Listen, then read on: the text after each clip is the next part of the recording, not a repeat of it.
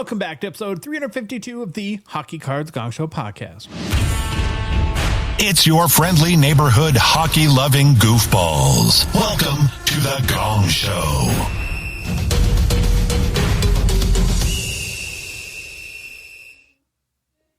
What are those? Those are the tom-toms, right? That do the boom noise? Is that like some type of percussions, I believe? Yeah. I want to learn that. Am I too old? It's the high school band.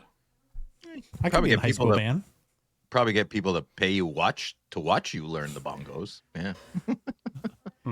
You've got OnlyFans on the mind way too often, Phil. Well, welcome back to the show. How's everyone doing? Hi, Baba Louie. Hi, Philip. Hi. Hey, boys. What up? What's going on? Jam-packed, action-packed show for everyone today. So we're going to get right to it. Got a couple of announcements. First of all, I just want to acknowledge this little inside, but fellow Gonger and Discord member Lauren, who is our resident dentist on the show. Whenever, Phil, if you need a root canal, go to Lauren.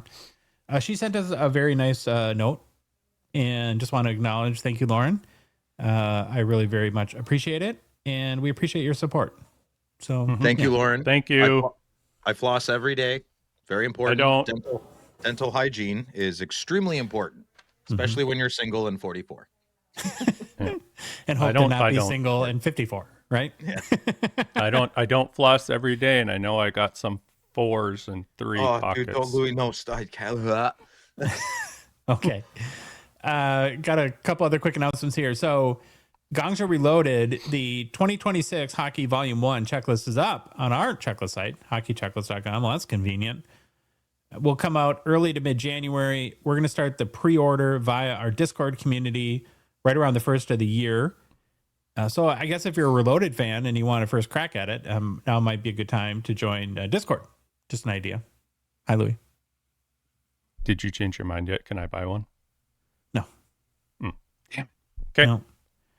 Yeah, we're really, really excited. Most of the cards, all but 1 or 2, have a photo. We're trying to there's still 1 or 2 kind of checklist adjustments we're doing, but for the most part, you can go in and see every card that will be in the set. Yeah. I mean, it's Gong Show, right? So we can't ever get it right the first time. I mean, that wouldn't be any fun, would it? It's our forever our loophole. Mm-hmm. Next is something I get really uncomfortable with. Yes. We got, each of us 3 jabronis, got a gift from Evan, who is our Discord manager, and who we should be giving gifts to him. Not Evan. He did this? Yes. He did the thing? Yes. Holy crap, man. Okay. So, and these were just so good that we have to share. So sorry, Evan, if we're outing you or embarrassing you. It's not our intention. And I get uncomfortable doing this because I don't ever want it to come off like we're pandering for more people to send us gifts. The fact that people enjoy the show and send us nice messages is all anyone ever needs to do. Send me your hot cousin with a rocky marriage. That too. She's crazy. So it's my love language. I love it. Yeah, let's go. Fit right in. Yeah. Okay. So first of all, we each got a custom, and this goes right to our love language, Gong Show top loader binder for the TOBG. Look at that. Very nice. That is nice. Cannot. It could have been a 4-pager. Just saying. I'm just saying. I don't know. Oh, jeez. Yeah, you. All right. Well, that's fine. You won't get one next year. And then, if that wasn't enough, so Evan worked with another gonger, which is crazy, a guy named Mike Foster, who is a custom card artist. And he made each of us a hand-painted hockey card of each of our favorite players. Well, one of Louis' many favorite players, but each of Phil and I's favorite players. And honestly, I'm so blown away by these. I was flabbergasted. I thought, well, okay, so he must have hand painted a card and then made a print of it, and this is the print. They do not look hand painted. So what's the first one, Louis? Is it mine? Yeah. So he made this one for me. It's for my boy Dollar Bill Kirill, y'all. Kirill the Thrill, and it's amazing. I literally had to take it out of the magnetic holder and touch it with my grubby little paws to feel the paint, to believe that this is like truly a 101 original, like hand painted card. It's that good. And then, so the guy who did it, his name is Mike Foster. On Instagram, he goes by Mike Foster Creations. A little bit ago, he actually posted a reel that shows the work in progress of this specific card. And I encourage anyone to please go and check it out and like follow him on Instagram, show him a little bit of love. But you'll just be amazed to see like where these start and then obviously where they end. And I've said this before, I think in like talking with Billy, there's Louis' Mike Madonna, and then you just want to throw up Phil's Brady Tkachuk. Mike is such a good artist. He's so good. He actually made Brady look like decent. Yeah. That's a lot of talent. I still want to throw up Brady Tkachuk. Ouch. It's excellent, Mike. Thank you so much. This is a very, Mike and Evan, a very appreciated. Oh my gosh. Very, very grateful. Thank you, boys. Super talent, that's for sure. Well, and we've talked like before about like Leaf Art of Hockey and how if you hire the wrong artist to make these like sketch cards or painted cards or anything like that, it can go horribly wrong. And I know Mike actually has cards right now that he just did for Topps Baseball. So Mike is no joke. Like he works for Fanatics and makes cards on the baseball, basketball world. And the fact that the three of us, thanks to Evan and Mike, have a 101 hand-painted hockey card is pretty amazing. And so, you know, sorry to be gratuitous there for everyone, but we just very touching and just wanted to give those guys our many thanks. Makes me feel unworthy. Well, you should look yourself in the mirror a bit more then. I feel pretty good. I'm awesome. Jesus, you guys are spinning out of control. Phil, what's going to happen tomorrow night on Friday Nights with Phil? I don't know. Victoria's busy with her family and Christmas. Wow. I only tune in for Victoria now. What's that? I only tune in for Victoria now. So I'm out. Yeah. Dave will be with me, I guess. And yeah, we'll have fun. We'll play a game. Got a good game. Madigan gave us the game this week. So come in and stay tuned. No giveaways. So you're just going to want to hang out with us for fun. Christmassy episode. Lots to talk about. It's going to be more of a talky episode than a, well, I don't know what else it normally is. But yeah, come hang out with us, jabronis, Friday night, 9:00. We'll see you then. Thank you, Phil. Mm-hmm. Got to mention PCI and going to take a little bit of a hobby news angle, but did you guys see the story out there about, it was from the other day, about thieves in Los Angeles that actually tunneled into a sport card shop to steal all their inventory? Why didn't they just walk in and steal under 1,000 and then just come back the next day and do it again? I don't know. It's like straight out of a movie at this point. And I guess they got away with $30K in product.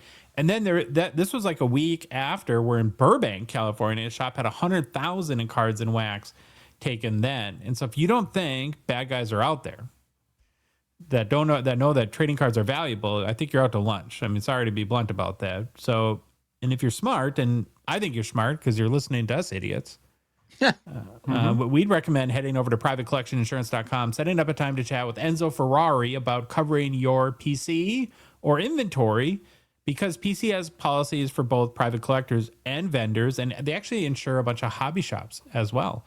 And I think soon card shows too. So pretty interesting there. Coverages are less expensive than you think, and you'll thank the heavens that you have one when disaster strikes. Covers damage from fire or water, anything happens at your house, or if it's stolen, if you're on the road, on an airplane, in a hotel, wherever you are. So again, head to privatecollectioninsurance.com. I tell you what, it's the only Ferrari group that's any good right now because the F1 team sucks. Boom, boom. Their cars aren't driving fast. Not enough. They don't turn left good. Yeah, drive fast, turn left. Cold trickle. GP Sports Cards, the official breaking partner of the Hockey Cards Gongshow podcast. 'Tis the season from amazing breaks. And Grant, of course, from GP Sports Cards, is busy breaking the Cup, 24-25 Engrained Icons, which we'll talk about later, and other premium products. Tomorrow night, Grant will be at it again, breaking live on YouTube. You'll want to head to gpsportcards.com to see what break spots are available. And get them quick because they do go fast. And if you have a collection to sell to Grant, he's always buying and pays top dollar. Hit him up on Instagram, set up a time to chat about what you got, and he may just make you an offer. And then I told Phil this earlier, but Phil gave some very good advice the other day about when Grant posts stories about collections he picks up to pause it, expand it, and look very clearly at cards. Yeah. Okay. Yeah. Sorry. Go ahead. Yeah, I found a Patrick Waugh that I really wanted, and I sent Grant a text, and I said, can I buy that card? And we struck out a deal. Yeah, so there we go. Gotta get him. You gotta get. You can't wait for Grant to post cards for sale. That's ridiculous. You gotta get savvy. You gotta screenshot, zoom in. Assume that might be a card. You gotta message him. Hope he messages you back. He's a busy kid, busy man. Sorry, you're a man, Grant. Say that again without laughing. Ouch. Okay. Somebody stuck a quarter in you. Lastly, before we get started, a reminder that our show, the Hockey Cards Gongshow podcast, is a Patreon podcast. That means we rely on the support of the good listener, the good watcher, and whatever other way you can consume this podcast to help us cover show expenses, produce more and better hockey card content, and then fund initiatives, even in a small way, to grow the hockey hobby. If you want to support us, you can do it for as little as $5 US a month. Be one of the first 999 supporters of our show. You get the free to watch Gonger title. You get access to Discord, access to Behind the Bench, our great show by our good buddy Neil, who's got a brand new hip. Is it tragical? Okay, listen. Do they get access to the Gong Show Index if they're a Discord member? It's card ladder. But no. But they can do 5K challenge, which is coming back in January. Get the 5K. I don't understand how that works. It involves more than 3 things and numbers. So yeah, it's a tough one for you. But we do like scavenger hunts. That's more like your speed. Or I like scavenger hunts. Picture games. Like a good scavenger hunt. Yeah, I agree. If you want to support us, just go to our website, hockeycardsgongshow.com. Click on the Become a Patron link at the top of the page, or go to Patreon directly, patreon.com. Search for Hockey Cards Gong Show. It's a link in the show description, both YouTube and podcast app, and our Instagram and TikTok profiles too. Baba Louie, we have one new patron since our last show, and we want to give him praise, shout out, glory, and thanks. We do. Welcome, Rhino89. Rhino, welcome. Nice name. That's good. That's a cool nickname. I used to grow white rhino when I was in my 20s. Yeah. Molded up a little early. Anyways, welcome, buddy. Okay. All right. Louis, what's the game plan today, bud? It is starting off with get to know your Hall of Famers. Then we're into the most anticipated, asked for, wanted thing in the world, rookie deep dive. Oh, nice. Then it's some hobby news. After that is What is the Authority with CEO Jeff Mullen. Then it's new product releases and personal pickups. So only like we can do. Can you go back to the game plan real quick?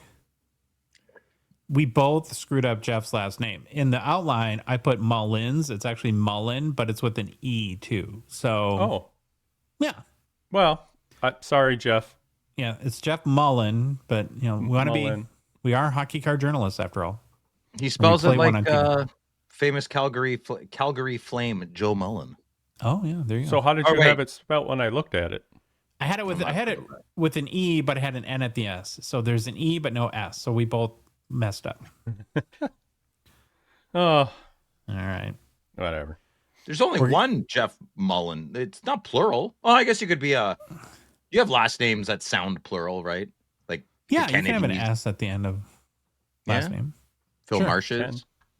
That sounds weird. Baba Louise. Madigans. Baba Louise.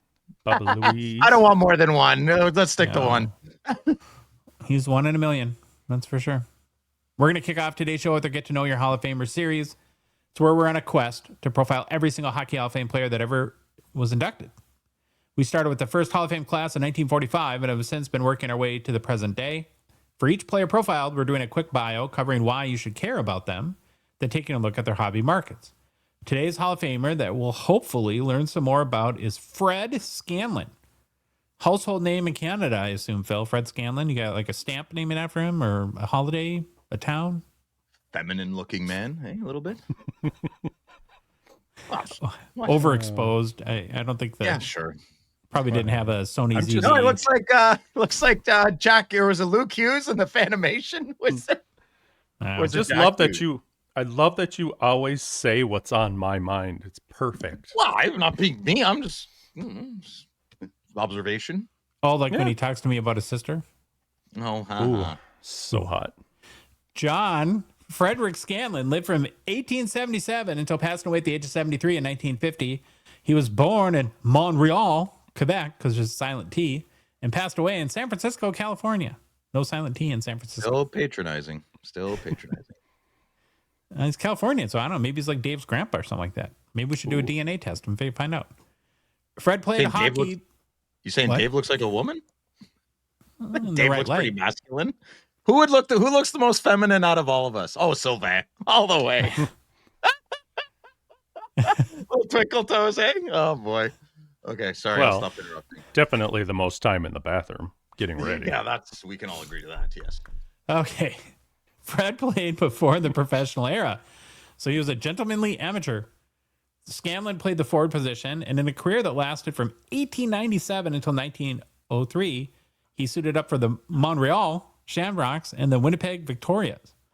He'd win 2 Stanley Cups during his career with the Shamrocks in 1899 and 1900. And during his career, he scored 28 goals, added 9 assists for 37 points in 40 regular season games played. I got to look up like what players, like skaters in the Hall of Fame with the least amount of goals. And yeah, I don't get this one. You're going to have to listen in closely here. That'd be a first. He did add 6 goals in 7 Stanley Cup challenge games. Why, Phil and Louis, you should care about Fred Scanlan. Fred Scanlan was born in 1877 in Saint-Anne-de-Bellevue, Quebec. Grew up in an era when hockey was still raw and local, more pride than polish, and players learned quickly that the puck never waited. As a young forward coming up around Montreal hockey, played at a time when space stayed tight, scoring was hard-earned, and the best players were the ones who stayed balanced through bumps and still got a shot away, right? So very much the rough and tumble era of hockey. In 1897-98, he made the jump to senior Montreal Shamrocks, and it stopped being only about skill. It became about fitting into a team that expected wins and demanded toughness every night. With the Shamrocks, Scanlan settled in as a left winger who finished chances, and he was surrounded by high-end talent where every rush turned into a battle because teams did not simply skate into open ice, they fought for it. He played along stars like Arthur Farrell, who I think we just covered on our last show, and Captain Harry Trihey, and the chemistry mattered because that era rewarded teams that ground their way into scoring position, not teams that relied on pretty passing. By 1899, the Shamrocks had hit championship form, and Scanlan had been right in the middle of it, playing under real pressure where the Stanley Cup game felt like a full season judgment packed into one night. The 1899 Stanley Cup win had stamped him as more than just a guy in a great roster, because in low-scoring hockey, his job had been to convert the few chances he got, and he had helped turn momentum into goals. In 1900, the Shamrocks repeated as Stanley Cup champions, and the vibe had shifted. Opponents treated them like the standard. The games got nastier, the checking got heavier, and the winning got even harder. Across those Shamrock seasons, he produced like a true finisher for the time, 28 goals and 9 assists in 40 regular season games, numbers that showed he had not hidden behind bigger names that had driven offense. The big names had not scared him either. He scored 6 goals in 17 Stanley Cup games, and the production showed up when the rink felt louder, legs felt heavier, and the bounce decided it. After 4 seasons in Montreal, Scanlan had made the bold move west in 1901, leaving the center of hockey universe to join the Winnipeg Victorias and essentially betting that his game would travel. Winnipeg hockey had brought a different challenge, more travel, different rinks, a different rhythm, but the same truths had applied. He battled through contact, shot clean, and still mattered everywhere he played. He had spent 2 seasons with Victorias, and then by then he had been a proven Cup era scorer, trying to stay sharp even when the sport evolved quickly and competition tightened. In 1903, he stepped away from competitive hockey, and his playing story had ended before the NHL even existed. His entire career belonged in that early, rugged Cup Challenge era, Later in 1903, he moved to San Francisco and eventually died there on November 11, 1950. And years after he was gone, hockey's history caught up to him, where he was inducted into the Hockey Hall of Fame in 1965, preserving what the Shamrock championship teams had meant. So it seemed like a power forward. So I still don't get it. Because he was a power forward, or because he was the first power forward? Yeah, I don't know. I mean, some of these guys it seems very clear as to what their contributions were and why they're in the Hall of Fame. And yeah, I don't know. Maybe there was nepotism back then as well. I'm not saying Fred's not a top tier athlete. That's not what I'm saying at all. But maybe politics played a thing. Like maybe Fred's father-in-law was somebody on the panel. I don't know. I mean, it could have come down to, like, maybe he got lucky and a newspaper writer or journalist took a liking to him or something like that. Yeah, remember, he was inducted in the Hall of Fame 62 years after he quit playing hockey. That's what I'm saying. Nothing stands out after 6 decades? Mm-hmm. I don't know. Well, what's kind of interesting too is I just looked up really quick on our checklist site where I looked at the first set, the 1910 C56 set, and because you can search for like Hall of Fame, and I just typed in HOF. There's 19 Hall of Famers in that first set. So part of me wonders, like, if you were a good player on any team that won multiple cups in that very first part of the game of hockey, that it's probably a good chance you're in the Hall of Fame. Okay. Makes sense. As I think you should be, right? They're kind of a pillar in that, yeah. When looking at the hobby market, he's another player, again, who his whole career predates the advent of the modern hockey set, which, of course, was in 1910. So really the only Scanlan card you can grab is from the 1985 Cardophilium set. And that's not PSA right, is it? No, it's definitely not right. Okay. I think it was $15. It was $15. Yeah, I just looked it up. I was looking at that going, maybe I should have looked that up before I put $15,000 in. And I'm like, $15. That would be an all-time worst buy. Yeah, so $15. I took it out of the box so far. So look, it's all in here. You can kind of see it. You've taken about 8 months to get that far opening that package. I'm not ready. I'm not ready to experience it yet. Yeah. Well, that boy is your Hockey Hall of Famer, Fred Scanlan. Good job. That's nice. You could have made something up at least. Like, he invented the Post-it notes. Apparently, you just do that. Yeah. When talking about players. Rookie Deep Dive. We had the request in it was comments or mailbag, something like that, to bring back our deep dives.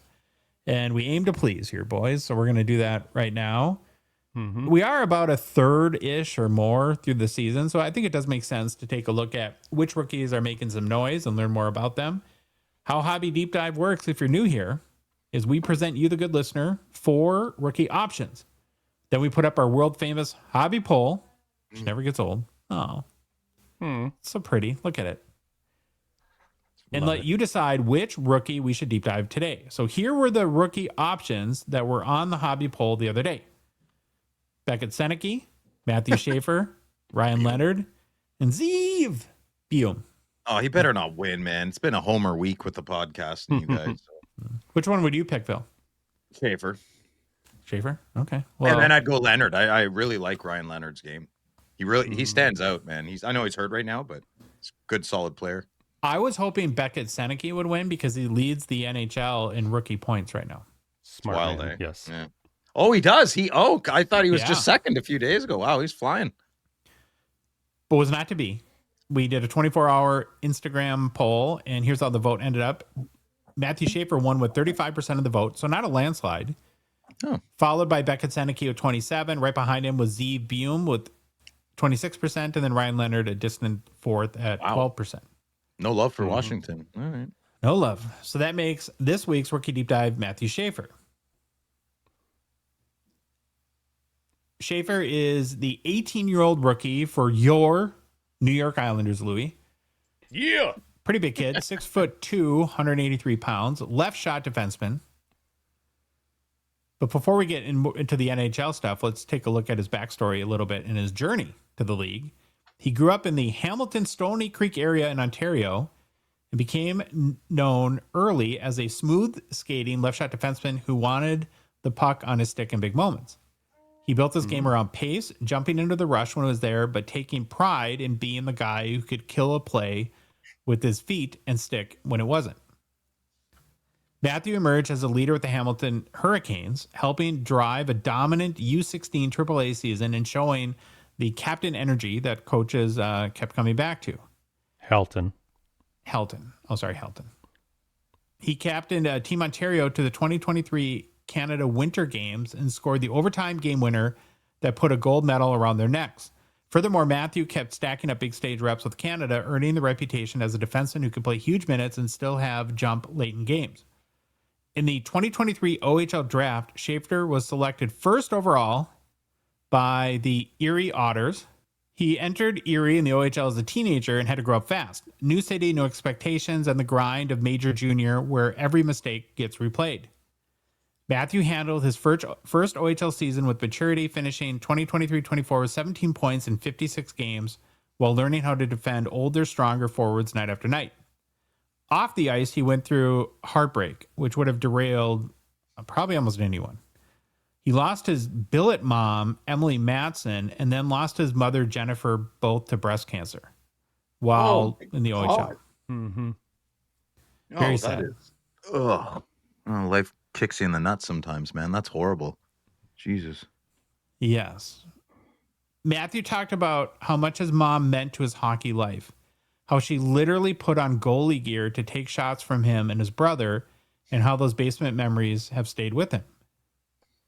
He didn't just try to push through the grief. He leaned into it, helping others, including work connected to the Smile Zone Foundation to brighten tough days for kids in hospitals. Schaefer opened up the 24-25 season with another obstacle by missing time with mononucleate mono, then had to ramp back up while scouts watched every shift like it was an exam.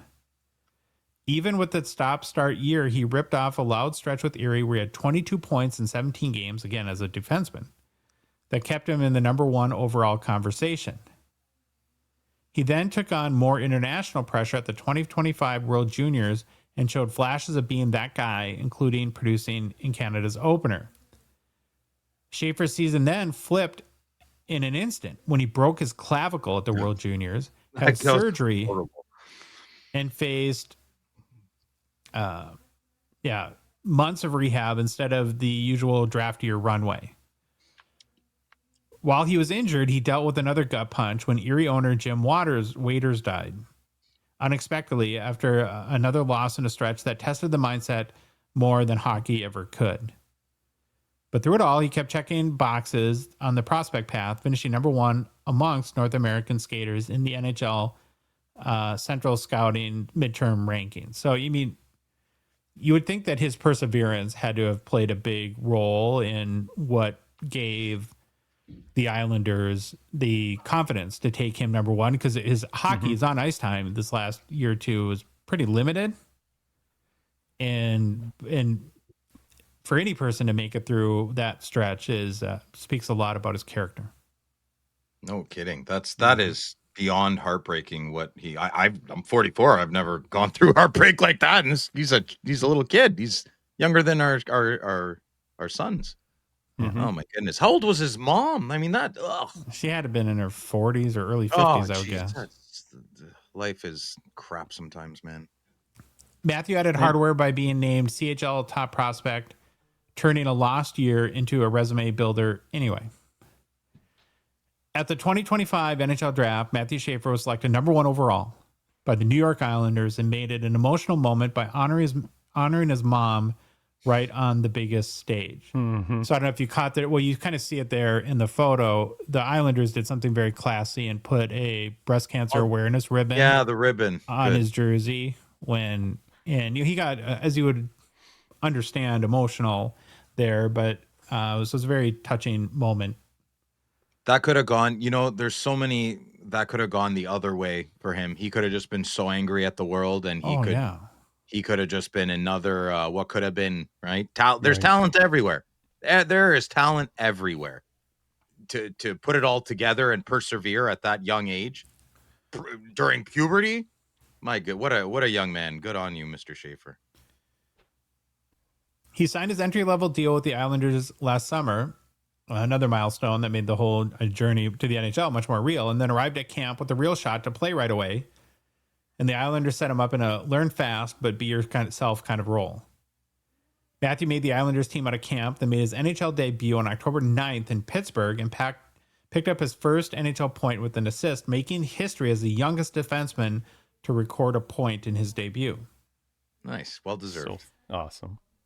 He scored his first NHL goal 2 days later in his home debut against Washington, a moment that felt bigger than the scoreboard because UBS Arena, was fully behind him and definitely cheered him on. Did you see that goal? Woo-wee! Yeah. He kept the start rolling by stretching out a season-opening point streak to 6 games, matching the longest such ever by a rookie defenseman.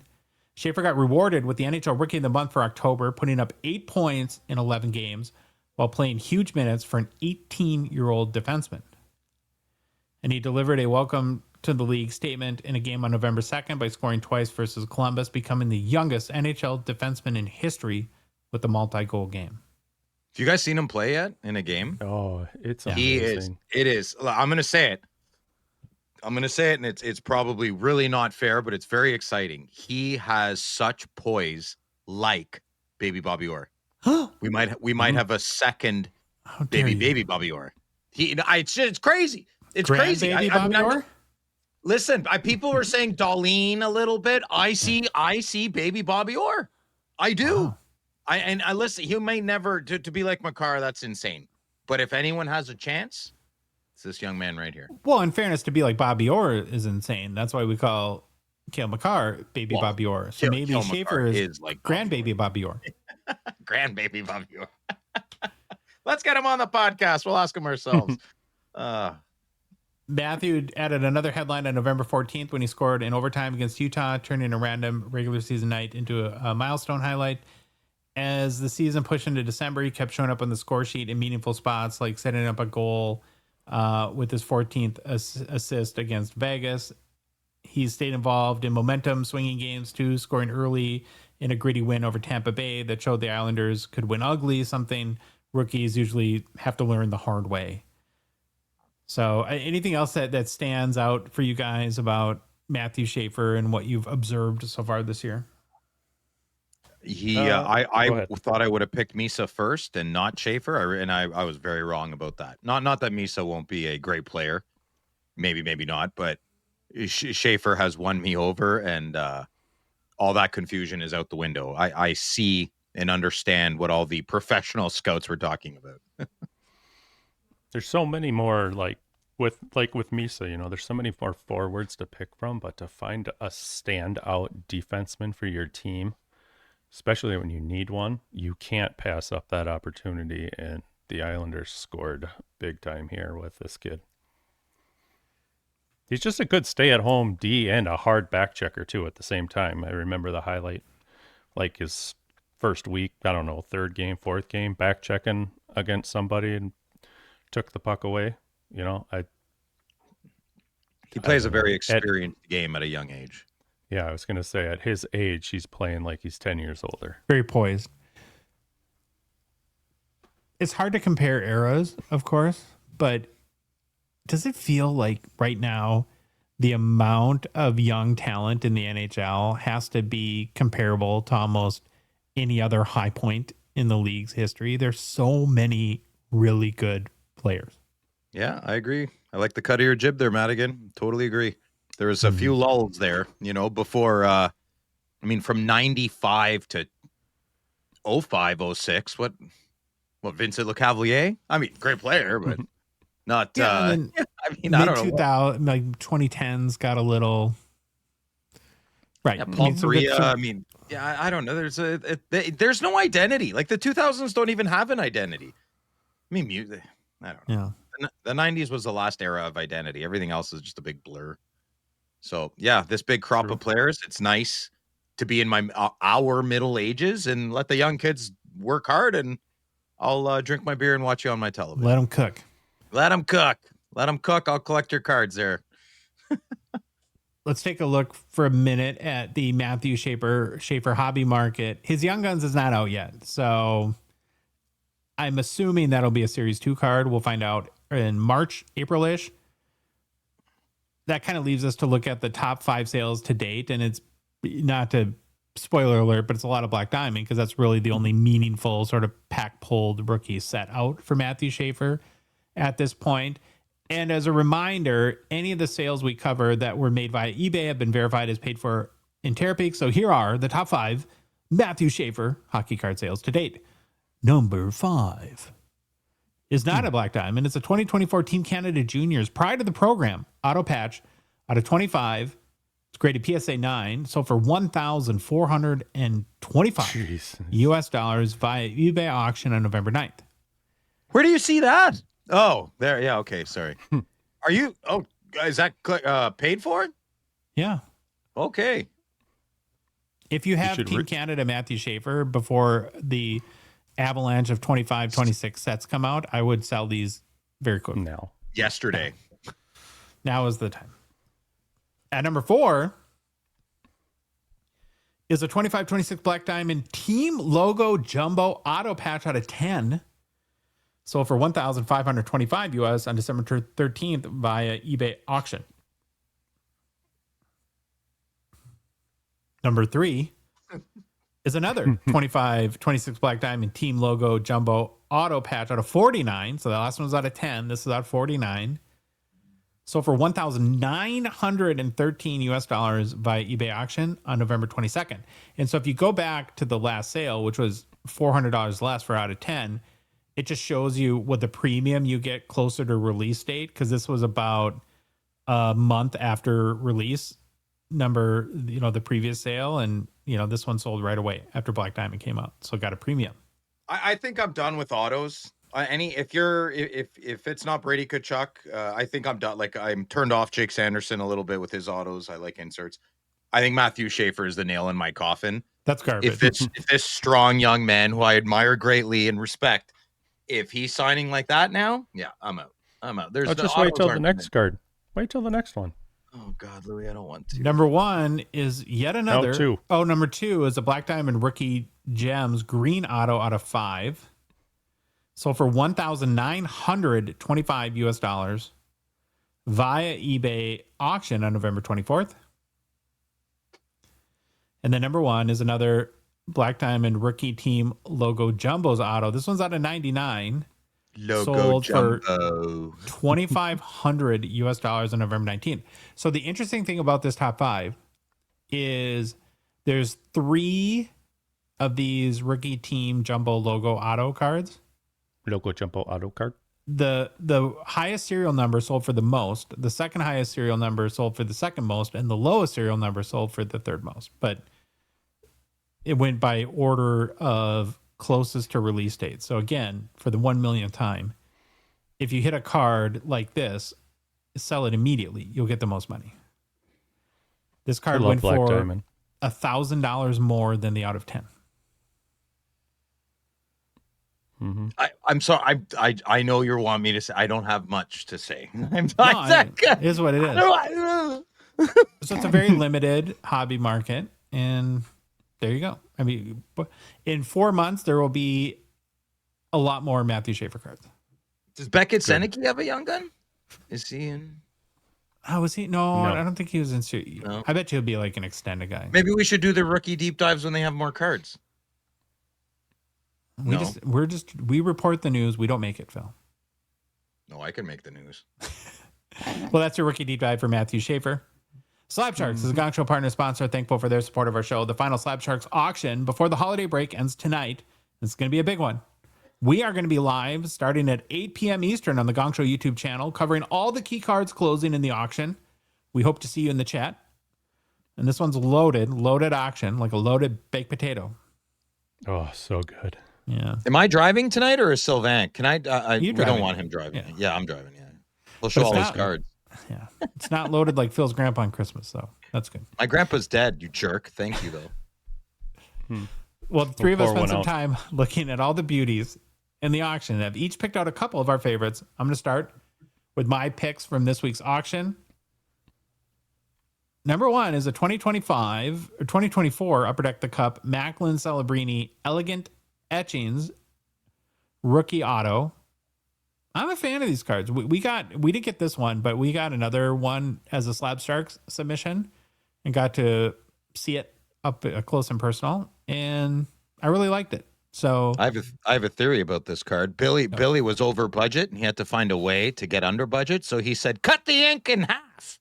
And then that's how they saved the cards, with the ink. Yep. I got you, Leo. Then I had to go total homer on the bit. And this one is a U.S. consigner. Oh, you're such a nerd. Yeah, buddy. Yeah, buddy. Yeah, buddy. Let's come on. 2019 the Cup.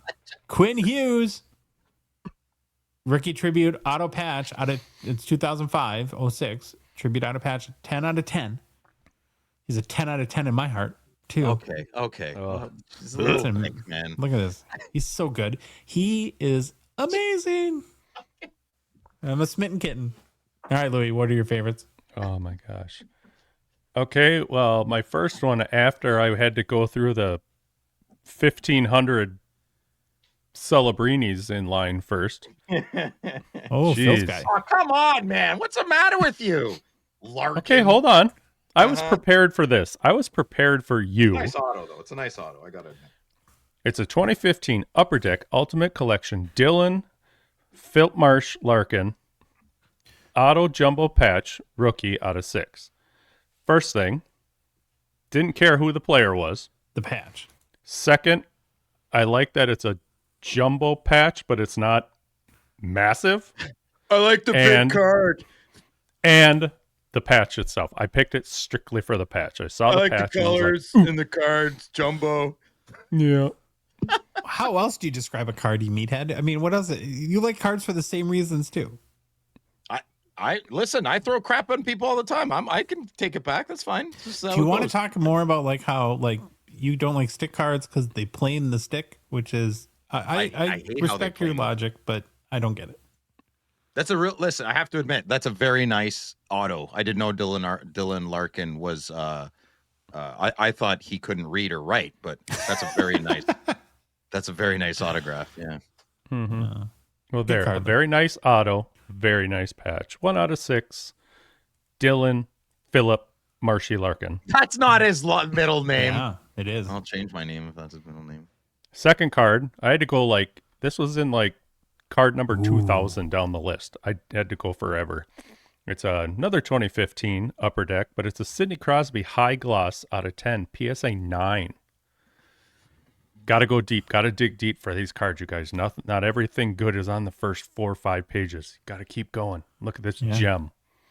Mister's got a look on his face like, yep, I got this. That's the same pose as Celebrini in the Gold Outburst where Macklin's got like scary mouth going on. Yeah, without icky mouth. That's Magnum. That's Blue Steel or Magnum. For sure. There you go. He's got it. Phil. All right. Phil's poopy cards time. Yeah. Okay. Ooh. Anywho, finally, we're off to some really good cards here. So we got Sidney Crosby, Acetate, 2017-18.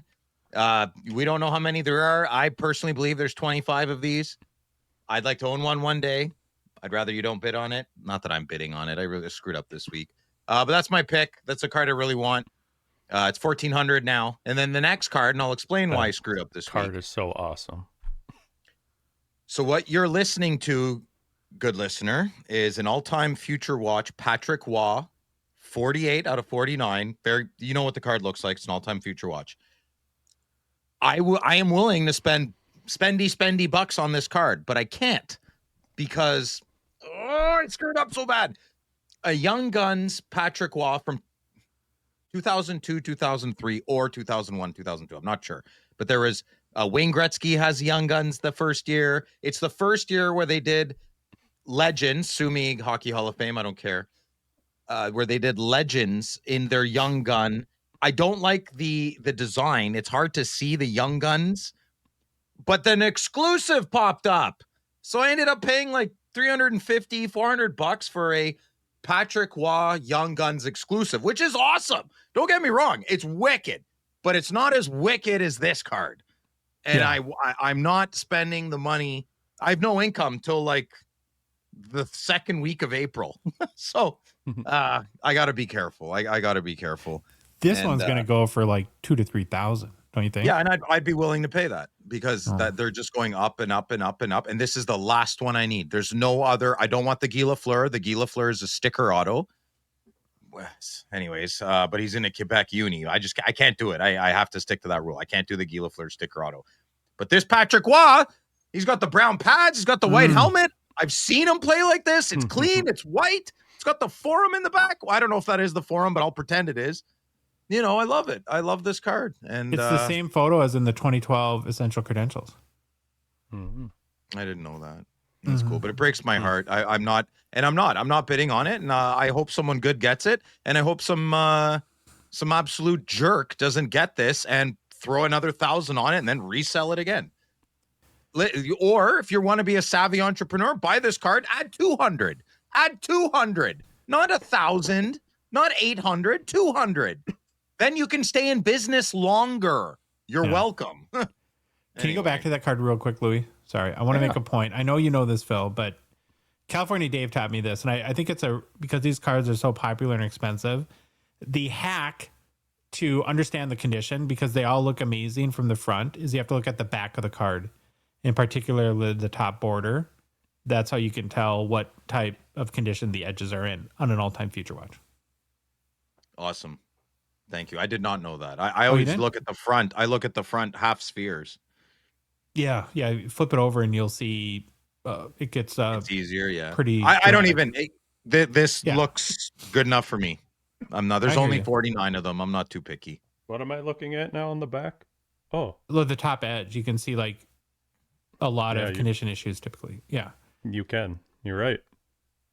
I sold all mine. I don't have any left. Yeah. I have one left. The best one. You do have the best one. Gretzky.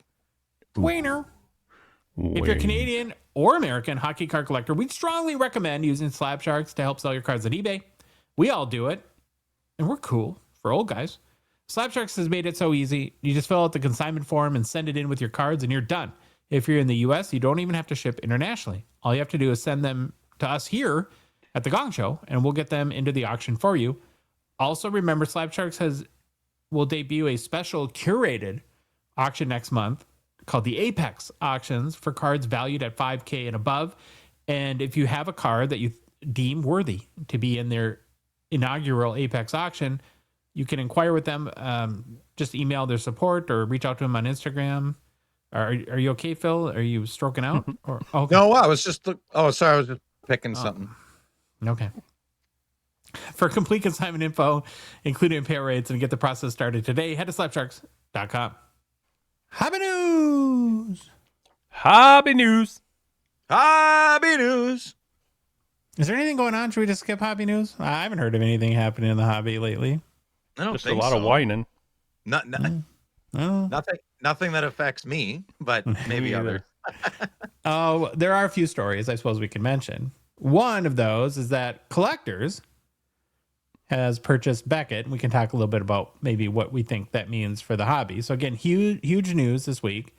Collectors, the holding company that also owns PSA, has reached an agreement to acquire Beckett's not only grading services, but magazines and price guides as well. They're going to resurrect like the magazine industry? Probably not. Collector CEO Nat Turner came out right away and said Beckett will remain independent and will independently operate. And I'll add a little editorial in there. This is for me. Yeah, for the short term, at least, things will change, right? Anytime you acquire a company, you kind of leave it and let it run for a while and then decide what to do with it at that point. Once you have a better understanding of, the skinny. Mm-hmm.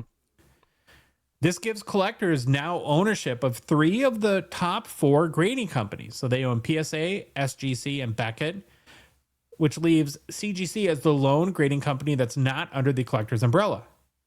Collectively, Collectors, get the pun, now owns 79% of the overall grading business in the hobby.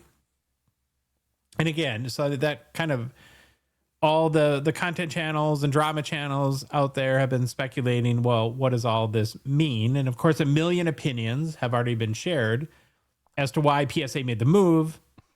And to my knowledge, no one from the company yet has sort of disclosed any thinking behind their strategy. Of course, but that hasn't stopped a million theories from being thrown out there. For anywhere from an upcoming IPO, that this is kind of what companies tend to do that are about ready to go public, to a defensive acquisition, preventing fanatics from getting into the grading game, to just capturing market share. Oh, that makes sense. Capturing graders, whatever it might be. You know, people think PSA is just going to liquidate the brand. And at the end of the day, who knows what the result will be? We'll all have to let it play out. Regardless, and here I chime in with what I'm sure will be an unpopular opinion. The voice. No one wants the voice of reason. Get out of here, hoser. Well, I mean, I get it. We're all mad as hell and we're not going to take it anymore. But nope, not me.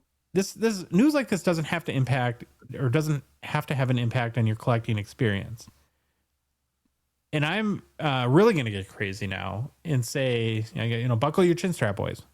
What if Collectors actually provides Beckett the funding, infrastructure, and support to improve their business and actually fix some of the stuff we've been complaining about for years now when it comes to how Beckett operates? I'm not saying that that's going to happen, but it could, right? I mean, there's a world where this turns out to be a good thing. And the funniest thing to me in the last couple of days, and I want to articulate, I hope I can communicate this well, is I've heard a lot of people throw out notions about what PSA, or maybe like a guy like Nat Turner, who I don't know personally at all, like what he thinks, what he feels. Nat Turner feels or that he cares. Nat Turner doesn't care about the hobby. Oh. I think to put out what another human being thinks, feels, or cares, I want to say it kindly, but I'm not finding, to me, and it's a sign of low emotional intelligence. Okay. Yeah. How do I know what another man thinks, feels, or cares? Now, you can judge another person or an entity. You can judge the outcomes of the choices they make or the strategies that they implement. But it's odd to me to go on and trumpet about what a person feels, thinks, or cares. I just don't get that. So maybe I'm hung up on it and I'll move on. But I'm going to do the unpopular thing here and let this play out and judge collectors by the results of this acquisition, not based on how I think they feel or whether or not they care. What do you guys think? Go ahead, Phil. Me? I feel people get upset sometimes if we don't care enough, and I can't manufacture passion for this news information. I don't really grade cards. I don't grade cards anymore. I value my eyes and my friends' eyes on the value of a card more. I think this is really interesting. I love to watch. I like to make jokes. This does not affect my hobby in any way, shape, or form. If I'm being naive about that, and our hobby is a very layered thing, which it is, maybe I am affected 4 steps down the road. I'd be more inclined to send General Mills a sternly worded letter about how they're robbing their consumers over me getting upset at something like this. I don't give money to grading companies. I'm more interested in PSA's authentication, their insurance. I'm more interested in a party they would throw to find like-minded other collectors. Grading's not my jam, but the hobby is my jam, and I can still be friends with people who love grading. It's just, I don't have a dog in this fight. My biggest dog that I want to fight is the family size Honey Nut Cheerios. That is a blatant lie, and that's where I lose my poop on. So Okay. I that to me is a real world issue. That's the hill you're going to die on. Yes, absolutely. Well, and not me. No, because I have a lot of slabs, a lot of PSA slabs, and I am upset that I spent a lot of money on that. But here's the crazy thing. I'm accountable for those actions and decisions. So if I keep submitting, if someone's upset at a grading company, I'll use PSA. Why not? If they're not getting 10s and PSA is grading hard, whatever your beef is, whatever it is, stop doing the thing that's pissing you off. Yeah. Stop. Well, Stop, or else that's what Josh said about the EQ, that it's low, right? You don't need to be smart to have wisdom. You can be very, very simple and have great wisdom, right? You learn from your experiences. So this shouldn't upset anybody, I don't think. I'd like to respond to something you said, and no, I'm not challenging it at all. Where you said people will be upset that we don't care. Oh, yeah. Well, what I'd like to add to that though is that just because you don't get like frothing mad about something, it doesn't mean you don't care. Right? It's like you can't get mad. It's showing you kind of don't. No, it's not. I mean, you can care without. It's called keeping your emotions in check, isn't it? And being I'm Greek. That's unfair though. Like I don't know. It's my DNA's has a different frequency too. If I don't care about something, I'm not really talking a lot about it or showing emotion. We're different in that way, I guess. I know what you mean. I know it's called being measured.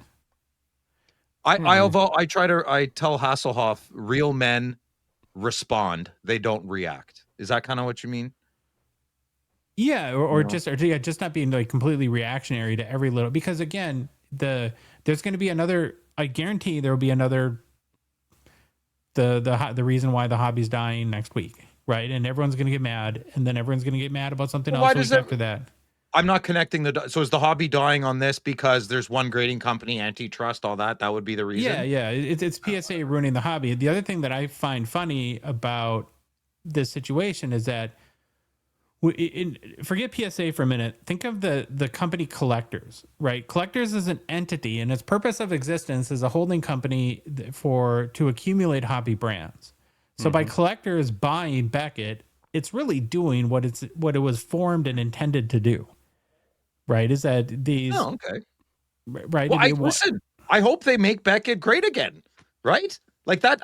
That last scenario. I'm a little preemptive on this. What did I say? No one's gonna remember. But last year, when the cup came out with the Authority stuff, we all laughed. Blah blah blah. We're gonna find out in a few minutes. What did I say? I know what I said. I said this doesn't make sense.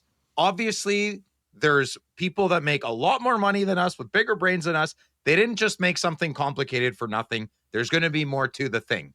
And we're going to find out soon. So I'm confident that the same applies here. I think Collectors will make Beckett great again. Make it a small little boutique thing. I don't think they're going to do to Beckett what they did to SGC. SGC does not have the pedigree, the legendary status, the life brand status of Beckett. I know I watch Neo, love Neo, great pod. Check him out. He's on YouTube. Information stuff, more American, other sports. But he firmly believes that Collectors is going to put Beckett to sleep like SGC. I firmly disagree. And if they did, that'd be sad as hell. But I'm going to keep the kid in me alive. My glass is half full. They're going to make Beckett its own beautiful thing. It's 100%. 100%. That's what I believe. Everybody looks at this as half empty glass. Collectors did the smart thing by snagging up SGC, because if I remember right, Josh, you said it too, didn't Fanatics and Topps have some sort of deal going with them, or they were going to do something together? Maybe. Yeah, I mean, who knows what their intention is, but that could be sort of like a competitive. I'm not saying that's what it was. Salvo, yes, right. But yeah, I think, and if that's the case, great move. Beckett, I'm not losing my mind about Beckett, because Beckett was swirling in the toilet already, and Collectors just put the friggin' cork in it and stopped it. I mean, PSA Collectors, I'm saying Collectors, it's not PSA. Collectors didn't buy Beckett because they were doing amazing. My God.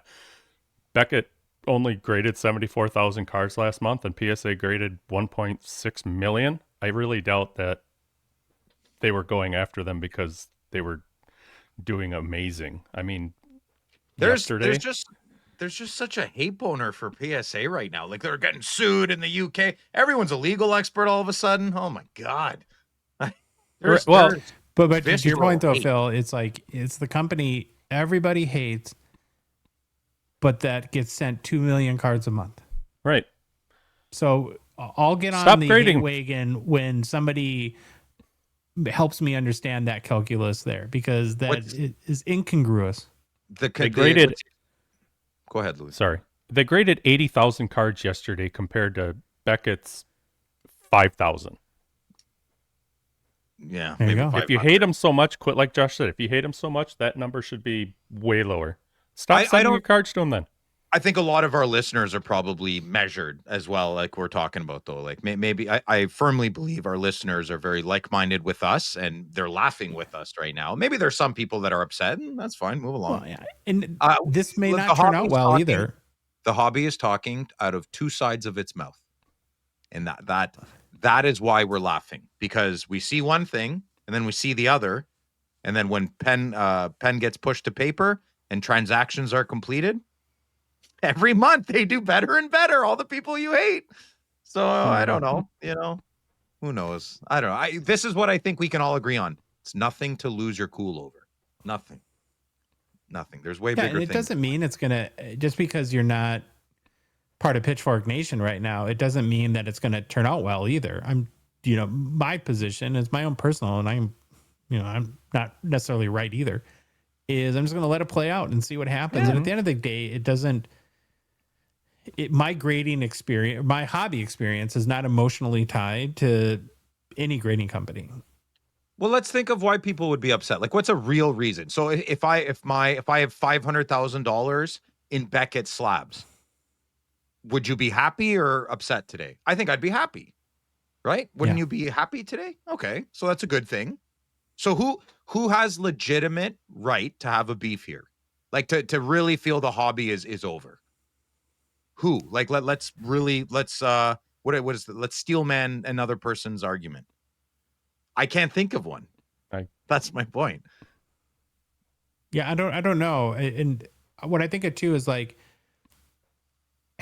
what percentage of the people that are calling for PSA to implode have what value of their collection is in PSA slabs? And if so let's say those people got their wish and everybody stopped using PSA today and people hated them and they were a scourge on the hobby, and you lost 70% of the value of your PC. Would those people be happy? I don't think they should be, if that's what they really want, right? That shouldn't, for the betterment of the hobby, you should be willing to sacrifice the majority of the value of your collection. I'm just trying to understand where a lot of the why it's reading, right? It's very rare you meet someone in person and they have just venom about a company that, Yeah, I don't hate any company that much. I hate General Mills. They're robbing me blind. They're robbing me. I love Honey Nut Cheerios. No, you also have, because I've been there too. You have like a 17/18-year-old boy who eats, I'm sure, an insane amount of cereal. Oh, I know. God, it's a box a day, man. I should have bought a cow a few years ago. Anywho, this is I love the wait and see approach. Grab your popcorn. I mean, the world is not going the way I want it to, so just join the party, man. Like, I don't know. It doesn't change my hockey cards. Yeah. It's easy to sit here and speculate and do a pop-up podcast because, oh my God, the sky is falling because collectors bought PSA or something. It's all speculation. I could talk for 3 hours speculating things that are going to happen, but we don't know anything yet. So just let it play out. Yeah. It's juicy though. It is juicy. I get it. It's fun to play this speculation game, and that's people like that, and we're all susceptible to it to some degree. So plus, we'll see what happens. We're hypersensitive with other content creators, right? Maybe people listening right now are like, "What the hell are you guys talking about? Who's mad?" And for the record, I don't think any content creator went overboard or anything like that. It's just I didn't watch.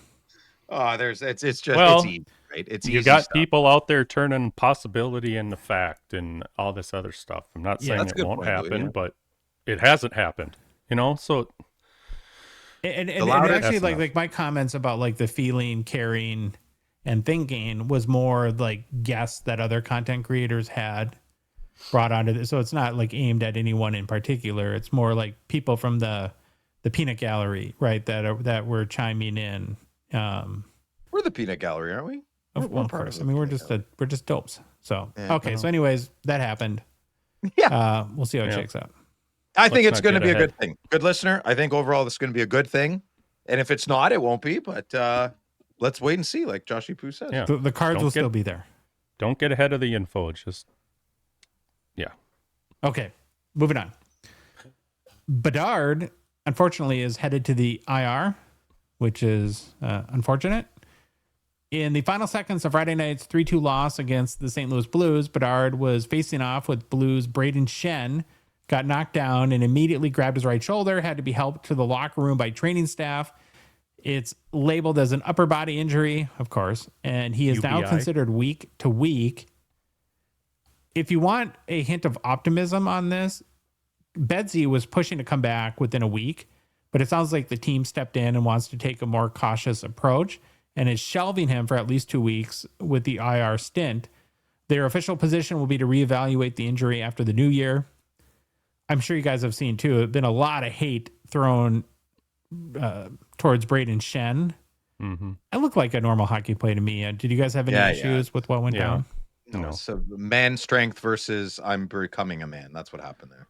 That's the end of the game. Guy trying to win a face-off back to his D to get a shot on net to score, to tie, or whatever, and the other center doing his job. Hey, newsflash: Tie him hockey up. is a violent sport. Do Welcome I need to to hit the hockey. breaking news sounder? No. Injuries like this are not fun on the hobby side of things either, of course. Again, overall, it doesn't sound like the injury is super serious. Let's hope it's not.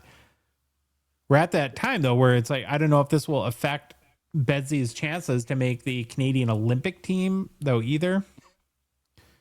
That could... That hurts Chicago's chances for the playoffs, so that's too bad. they're not eliminated already? No, pretty close. Oh, they're all right. Look at San Jose's making the playoffs if they ended today. What's that about? Connor Bedard is a 2023-24 Young Guns PSA 10 pop of only 7,582 with a 41% Germate less sold for $723 on December 15th. It is down 6% in the past 2 weeks, still up 36% in the past 3 months. 52-week high on this card, $940. 52-week low, 405. So big, another big spread. I had to throw this next story in there because I think it's kind of funny. It'll be very short. So on Friday, about 2 hours or so before the Collectors Buying Beckett news came out, COMC and TAG announced a new partnership. And I'm sure TAG was really excited that they're going to get some publicity today. And then Collectors swoops right in and nobody cares anymore. But what I did find, so apparently now you're going to, or soon you'll be able to have cards that are in your COMC account sent to TAG for grading.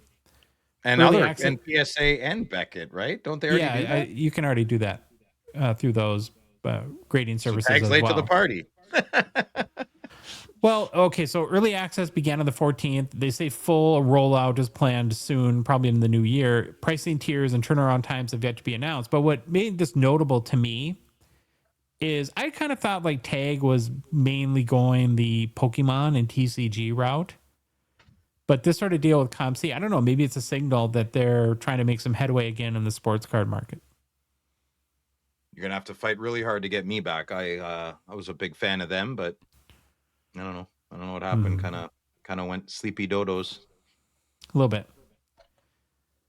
Okay, last story is the Sabres have fired GM Kevin Adams. They did it on Monday. He was at the helm for 5.5 seasons, which has made the team playoff 0 times in that span for the record. Sabres owner Terry Pagula had this to say about the move. We're not where we need to be as an organization, and we are moving forward with new leadership within our hockey operations department. We are dedicated to building an organization that is competitive year after year, and we have fallen short of that expectation.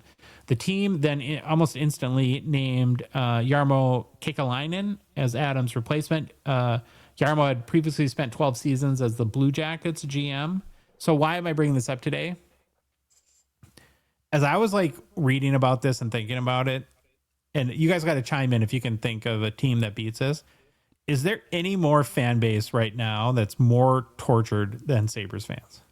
Ottawa Minnesota. Senators pretty close. No, you just made the playoffs. Well, if you asked me last year, then no. Yeah, Buffalo probably. Anaheim, it's just maybe, brutal. Well, Anaheim's Anaheim. got like Not now, before. I'm saying right now. Oh, okay. I feel bad for him. What? No, I don't feel bad for a professional sports franchise. They got Tage Thompson. I feel bad I love for the Tage fans. Thompson. Nah, I don't feel bad for them. I don't feel Kevin bad. Adams, he wasn't even good as a player. Well, most coaches aren't really good as players. Scotty Bowman couldn't even skate. I mean, Rod the Bod was okay. Brindamore? Yeah. Yeah, I guess that's true. That's a good point.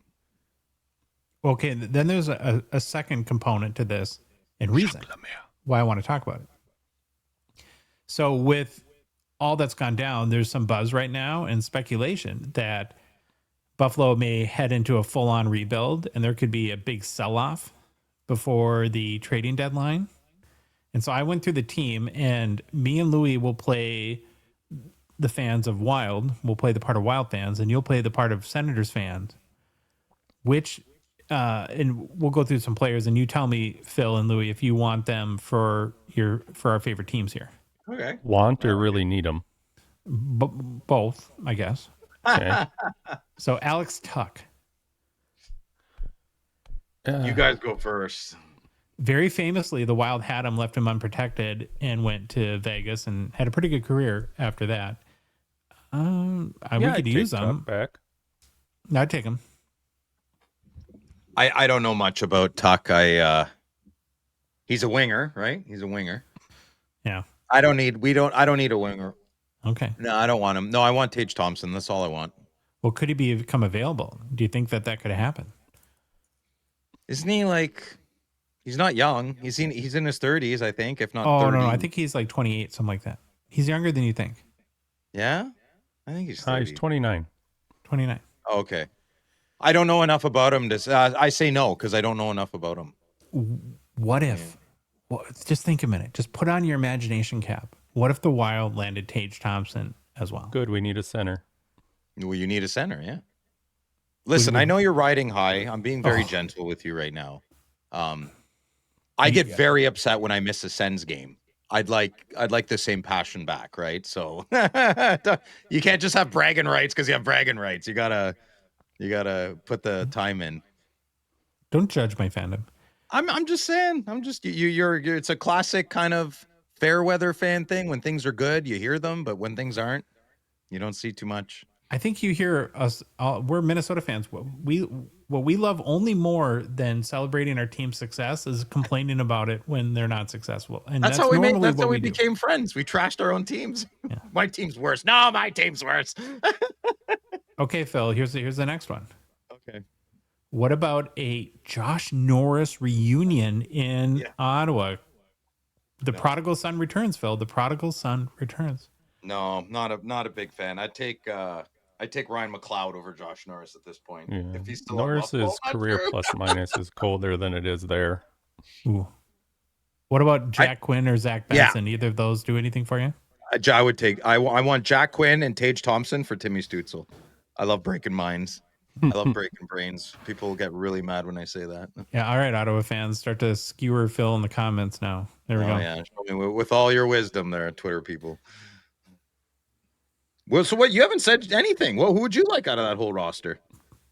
I want TNT, Tage Thompson. Mm-hmm. I think if I'm Billy G, man, I would be going hard for that, and then you have to do it this year or next year, right? Yeah. Because Quinn's not going to sign again, so you have a 1.5 year window. Moving along, we had the opportunity earlier today to chat with Jeff Mullen, who is the CEO of the Authority. Now, this was a company that was not on my radar until last summer when 23-24 the Cup was released, and we found out that the rookie patch autos were going to be encapsulated in that upper deck blue slab, which we now have learned is an Authority blue slab. At the time, Upper Deck had promoted the benefit that the Authority slab protects the authenticity of the patch and the card, and it does, and very few have been cracked. So I think that they've made some progress there. But we also speculated, and I think Phil, you had thrown out there that there has to be more to it. There has to be something else in the works than just a slab. And what, through our conversations with Jeff yesterday personally and today, turns out that there's a lot more planned. So we hope you enjoy our conversation with Jeff. And I think what I hope demystifies for you what the Authority is and what their vision looks like for the future of the hobby. Well, we're very pleased and excited to welcome Jeff Mullen to the show, a person who I didn't know who you were until a few days ago, but someone, though, that I've been very excited to talk with for a long time, because not only does your company, Jeff, Dynamics, are the power behind Upper Deck's EPAC platform, but you're also the creator of the Authority website as well. And we have a lot of questions about what the Authority is and does. So thank you for joining us and welcome to the show. Well, thanks so much for having me on this show. A long time follower on the show. Love the show. Thank you. And absolutely love the show. And the show does a lot for the hobby. So, if there's ever a hobby hall of fame, you guys get my vote, right? So appreciate it. Thanks, Jeff. Yeah. And just remember, Dynamics is a big company. The Authority is a big program, and there's a lot of people in it. I started Dynamics when I was 27. I'm now 47, and I didn't know anything. And so there's a lot of people here that mentor me, that give me that are the reason I'm here is because of all the people in the company, right? And so there's a large team behind this. And we look forward to building really incredible technologies like we already have on behalf of our brands or the brands of other companies. Mm-hmm. Well, maybe let's start with a little history before we work our way up quickly to the Authority. And how did you and your company get involved in the collectibles space? Yeah, so I'm a collector. I collect pre-70s basketball, oddball, really big collector since I was a kid. Back in the early 2000s, I really wanted to learn as much as I could about vintage basketball cards. So I started a website, vintagebasketballcards.info. Every day I would post a new article about something I learned about, how the cards were made or how they were promoted or just some unique fact about how they were distributed. Or I would find new types of sets and I would post it. And what ended up happening was a certain group of people engaged, and those are people that were really engaged in vintage basketball cards. And we really started to form a community. And then that moved into sportscards.info, which had a little kind of larger, appeal. And then I was asked to write for be the vintage columnist for Beckett Basketball Monthly. And for maybe 3 or 4 years, every month I would take a new basketball vintage set and do a couple pages on it and show those, and was all about trying to learn as much as I could about the hobby. Then went to engineering school and was electrical computer engineer at Carnegie Mellon. Came back to New York at the time and was a patent agent, then turned patent attorney, went to law school. And I really always wanted to start a company. And so in 2007, I enrolled in the Tepper School of Business. And I tried to go and start a company. And my concept was the first company is going to fail. So I better start it as quick as I can so I can get to the real company, and started Dynamics, and just Dynamics never failed. And it's interesting, if it wasn't for the hobby, because I sold a part of my collection at that time to pay for business school and to seed fund Dynamics. So in an interesting way, Dynamics came from my passion for the hobby. And so Dynamics started, and we really wanted to build advanced technologies. We wanted to do cutting edge stuff. If the problem wasn't impossible, we didn't want to have to handle it. So we started with completely thin flexible electronics, 2007. What are use cases for those? You have this 20 billion card payment card industry. Right, debit and credit cards. And so we started building these completely paper thin flexible computers with displays and buttons and lights. And this is a card that won best in show, that won product of the year where it was launched. So you can press a button for credit, for rewards. and then 6, 12, 18, 24-month installments, thin, flexible, waterproof. I think 400 components squeezed into 1/10 of a cubic inch of volume. When you press different buttons, it rewrites all the data to the mag stripe, and it reprograms the EMV and the contactless. And so we started building these really large security systems. We became PCI compliant, and we started doing processing systems. And in 2012, we launched a product where the reward system included a lot of collectibles. And so I went out to Upper Deck and to Richardson at Dark Horse Comics and said, hey, we're building this loyalty reward system. Can we do something? And thankfully, we work with really great companies. And we built for that card in 2012 a system where instead of getting points or cash back, you would get digital trading cards that were Upper Deck digital trading cards. And at the bottom of them, there was like a red, tokenized number. And then you could use your phone and you could trade those between people. And there were achievements. And if you got the whole set of cards, you could get a physical pack of cards mailed to you as an achievement. And I think there were 3 packs, football, basketball, and golf. And they had signed, autographed cards in them. And then for comic books, it was every purchase you would get like a new page of the story, so that the story would kind of reveal itself to you. Mm-hmm. And it was a really fast system. It was the world's first authentication, not settlement-based system. And so when the authorization happened, immediately you would get your points that you could spend. So it was all about instant access. And then we were up in Canada launching the Tim's loyalty system, which we were behind.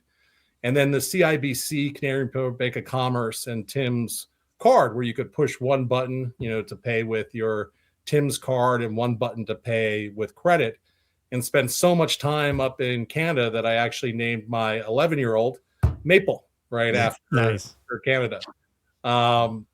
And so that kind of evolved into us building these large kind of processing and data centers that were really cutting edge, and the electronics kept to grow. So this is kind of one of our newer cards. And just to put into perspective, there's a 60,000 pixel display, right? And it can hold a number of different brands, a number of different cards, all under the same card, and it's called the wallet card. So what you're going to see is a lot of focus on personalized electronics, personalized systems, giving people choice, letting the person decide how the product works, not how the product decides how the person works. And one of our mottos is, how do you change the world without changing the way it works, right? And so we're really focused on building really new types of experiences. So now we jump to 2014, 15 era, and us privileged and humbled to be the technology provider behind Upper Deck e-Pack. The Upper Deck team is fantastic. They're phenomenal. There's a lot of knowledge and a lot of wisdom, which are two separate things, there. And launched e-Pack and really got to learn how to handle, these kind of larger, communities and ecosystems, and really had, it was painful at times, but kind of was able to grow that and support, what Upper Deck had sort of the vision of. And historically, we've been the technology behind the brand. We're privileged to help brands sort of realize what they want to achieve. And if there's any brands listening, we want to help you, achieve what you may not be able to achieve without, a third-party technology group. Mm-hmm. So I have a question really quick about the e-Pack platform. When you were building it back in 2014, and if I would have shown you a picture of what it's become and the scale of what it's become 10 plus years later, would you have believed it at the time? We're dreamers. So we're dreamers. We see the glass as half full. We believe that we're going to make an impact. And so, yes, we're happy to see that it's become this platform that we all enjoy so much. Mm-hmm. And I wanted to start with E-Pack too, because as we kind of now sort of get into the nexus of the Authority story, I mean, there is a similarity when you're on the authority.com to E-Pack, and I think in a good way, right? Because it provides familiarity from a user experience perspective to people, but you can tell the relation between the two platforms, and that that your company obviously has had its stamp on both. Yeah, we believe heavily in using, similar iconography, so that people don't have to learn different ways to interact with the site when you move from site to site, right? Mm-hmm. And so it's all about, creating a more frictionless environment and not having to re-educate people or educate them differently. So that being said, we really, the Authority brand, is a dynamics brand, right? And so it is our direct to consumer brand. We are working with many different collectible companies to help bring everyone together so that we can create all of these new types of experiences. And the Authority is not just about trading cards, it's about comics and figurines, all of which we launched first, right before we sort of launched the trading cards. Yeah. And Okay. So I want to get into the whole backstory, but first though, because it is a newer brand, and you guys are kind of, sort of like the Wizard of Oz of like the tech behind, and you're stepping now from behind the curtain in front of the curtain. And what's the elevator or investor pitch for what is the Authority? Let's answer that question first. Yeah. So we really, after we were building the technology behind E-Pack, about 5 years ago, we really took a step back and we sort of said, let's use a first principles thinking approach. And how would we structure kind of the next generation of the hobby? What would it look like? What would it be? What assumptions would we tear down? And what we created was, what we really launched last Thursday with the new E-Pack hockey product, with our friends over at Upper Deck, is kind of this this full hobby life cycle experience that you can do now, not in 3 or 6 months, but now in minutes. So let's say you go and you get a box in the mail of a box of cards, and you open it up, and you're making your piles, right? And this pile might go off to eBay. This pile may be my PC. This pile maybe there's 1 or 2 cards that goes off to a large auction house. So I'm going to list it on eBay. It's going to sell. I'm going to do post, authentication, and that's kind of your 3 to 6 month process from when you start to when you get paid. Let's say I take a card and I go off to a high-end auction house. I have to go negotiate my seller's premium. I have to go send it to them. I have to wait until the auction happens, which may not, if you're waiting for a large auction, you may have to wait a little bit. And then you have to get paid 30 to 60 days later. With the functionality between Upper Deck and the Authority, you can now open up a box of cards. So I would recommend to everyone listening, if they want to experience this, they can go on Upper Deck E-Pack and buy a box of the AHL that dropped on Thursday. And what I'm seeing is maybe, roughly 3 cards in every box will come pre-slabbed by the Authority and pre-graded by the Authority, right? And so you now open up a box and the hits are already slapped, they're already authenticated, and they're already graded. And what you can do is at the push of a button, you can transfer it over to the Authority. You can instantly grade it by pressing a reveal grade button. And again, the cards are already graded. So when you purchase a reveal grade, we're not grading it on the spot. We're just showing you what the grade was. And then you can sell it on our marketplace. And then you can take those proceeds and you can go buy a case, right? And you can do that all while drinking a cup of coffee. And at lunch, when you have lunch, you can do it again. And at dinner, you can do it again. And there's a lot of functionality to the system, which hopefully we'll get through today. And it really is built so that different types of collectors can use the system in different ways. Yeah. And so And I'll stop and see if there's any questions. No, yeah, I just want to I clarify for people, because we had the benefit yesterday of going through a demo with you, and I think we'll probably have you back at some point. We're taking more of the big picture approach today, and do that for people. So if you go right now to ePack and you buy a hobby box of the brand new AHL product, and like the hits, like where we typically will see like the red goal horn that goes off, those are, as you mentioned, have been slabbed by the Authority in a slab that's very, very similar to what we're now used to with Cup RPAs. So it's the blue and white label on it, and you see it in the slab right away on the ePack platform. Then what you're saying is you can go and as maybe prior another products, you would transfer that physical product card to COMC. Well, instead, in this case, you transfer it to the Authority. And now it's in your Authority inventory or vault, or I'm not sure what, you can tell me what vernacular you guys use for that. Yeah. And then at that point, the card, as you mentioned, has been pre-graded, and there's an option to purchase to have that grade revealed. And how much does that cost again? Like if I have a hit today, what would the grading part cost me? So there's different tiers. There's a free tier, which is tier 1, and then it goes up to a business tier that's tier 5, and it ranges, I think, from $4.50 to $3. So I'm tier 5, and so when I hope so. Right, so I go and pay $3 every time I want to grade. And okay. I want to stop there for a minute, because that's pretty disruptive. Yeah. And So this is where everything's going to break. So are we doing this or not? There must be a component of market disruption or need for it that you sense in the industry, to where, because listen, you're a really smart guy, smarter than us. You've gone to school. Phil has about 1/1,000,000th of the schooling you do. All right. Oh, a lot of that's by choice. Thank you. Anyways, I didn't apply myself.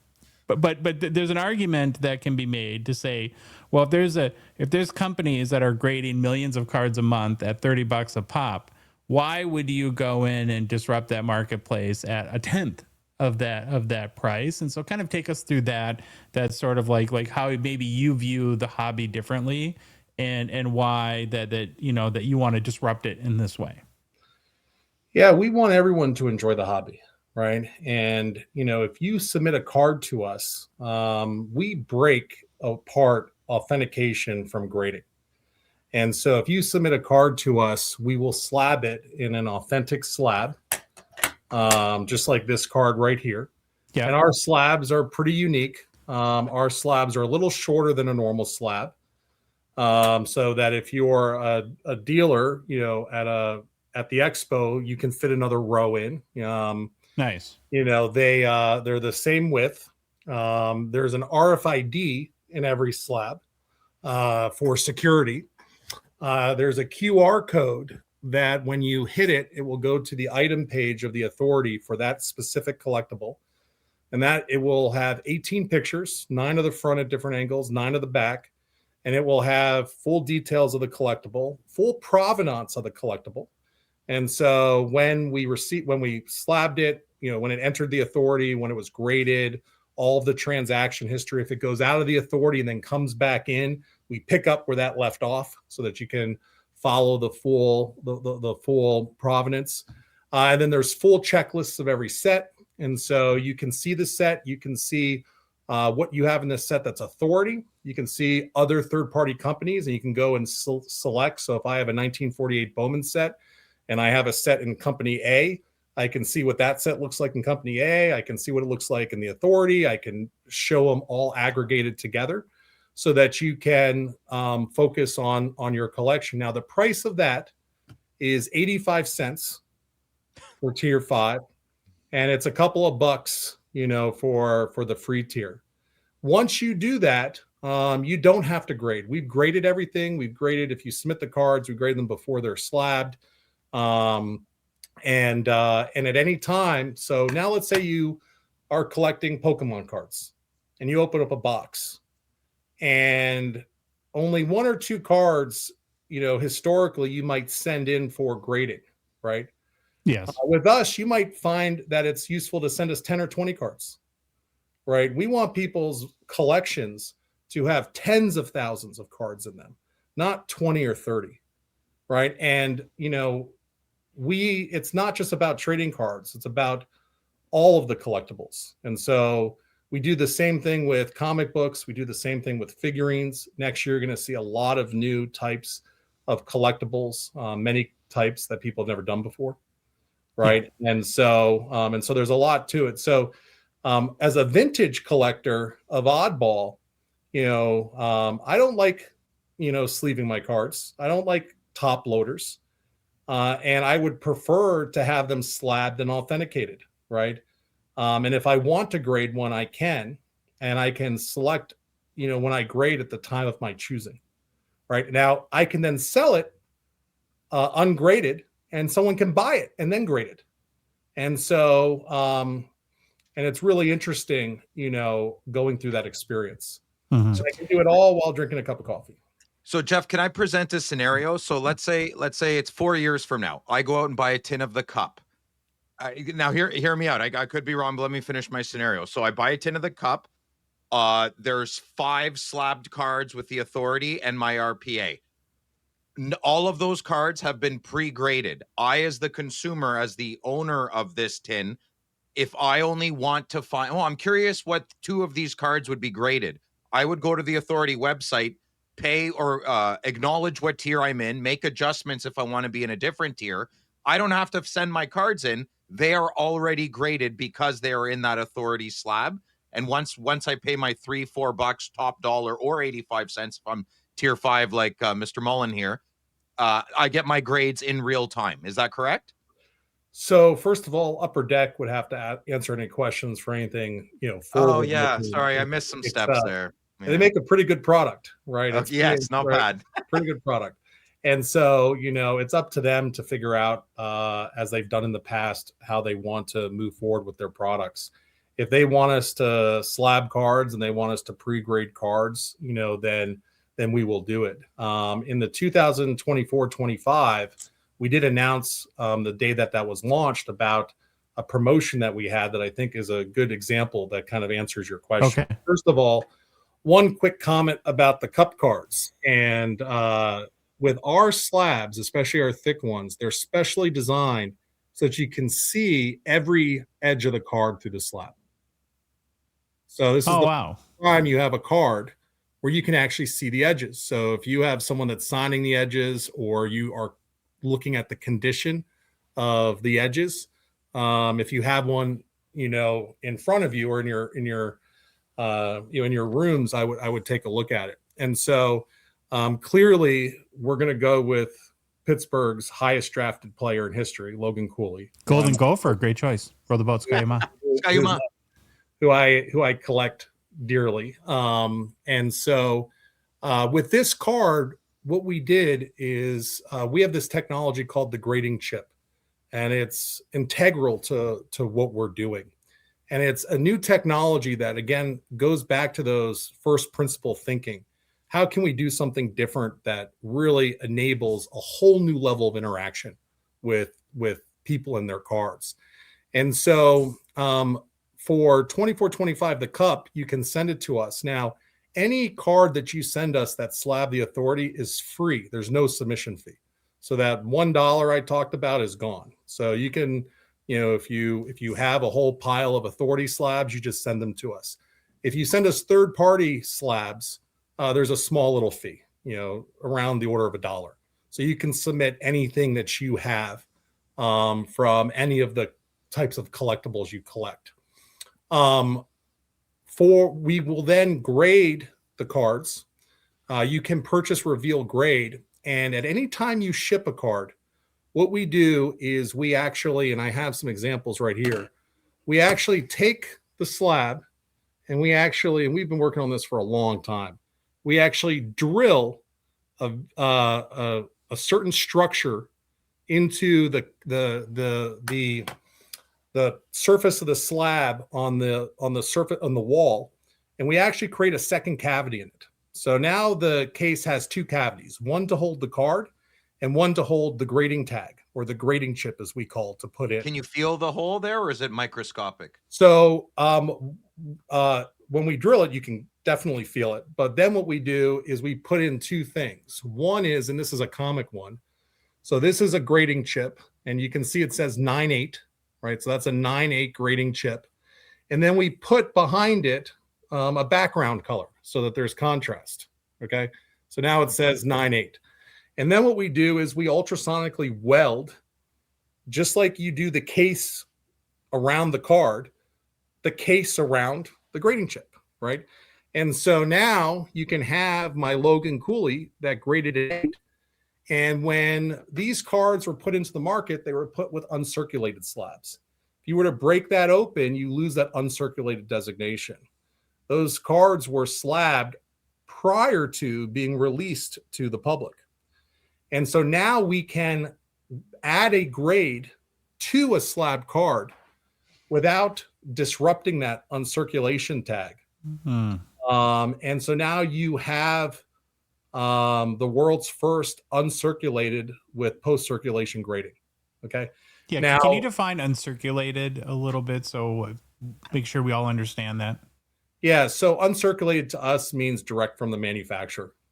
Okay. Right. So directly from the manufacturer, directly from Upper Deck, and don't the lines get a little blurry here though with like the whole point of grading, like to bring it back a bit, the whole point of grading is to put a numeric, I guess, value on a card out of a scale.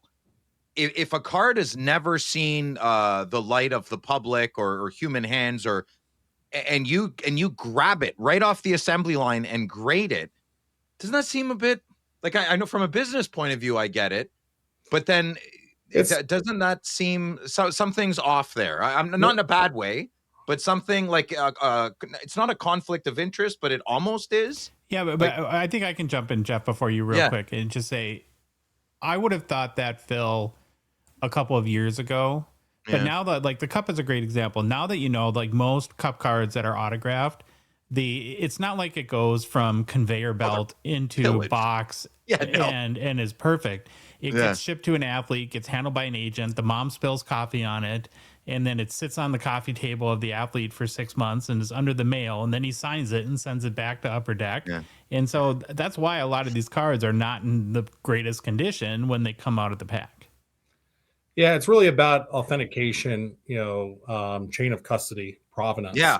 That's really what it's about. It's really about the fact that, this has been slabbed, while it was in Upper Deck's, possession, right? Before it went, so that you don't, as a consumer, have to worry that someone else did something to the card. Right. And these are high end, right? We're not slabbing base cards of Flagship and Ice here. Like I know that's up to Upper Deck, but they would pick the cards. Yeah.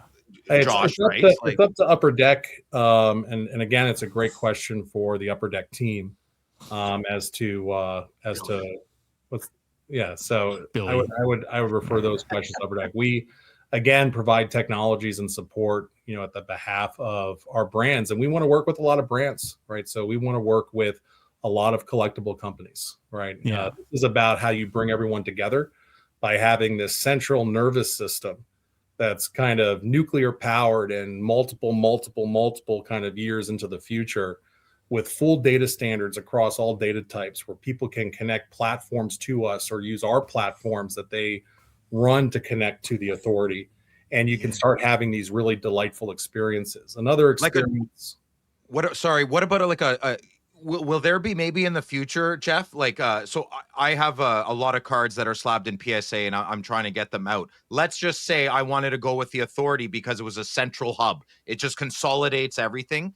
Could I send my Daniel Alfredson PSAs, get them slabbed in the Authority with the QR code and the chips, and then have a web page for me, Phil, of my collection with the Authority, like a one-stop shop?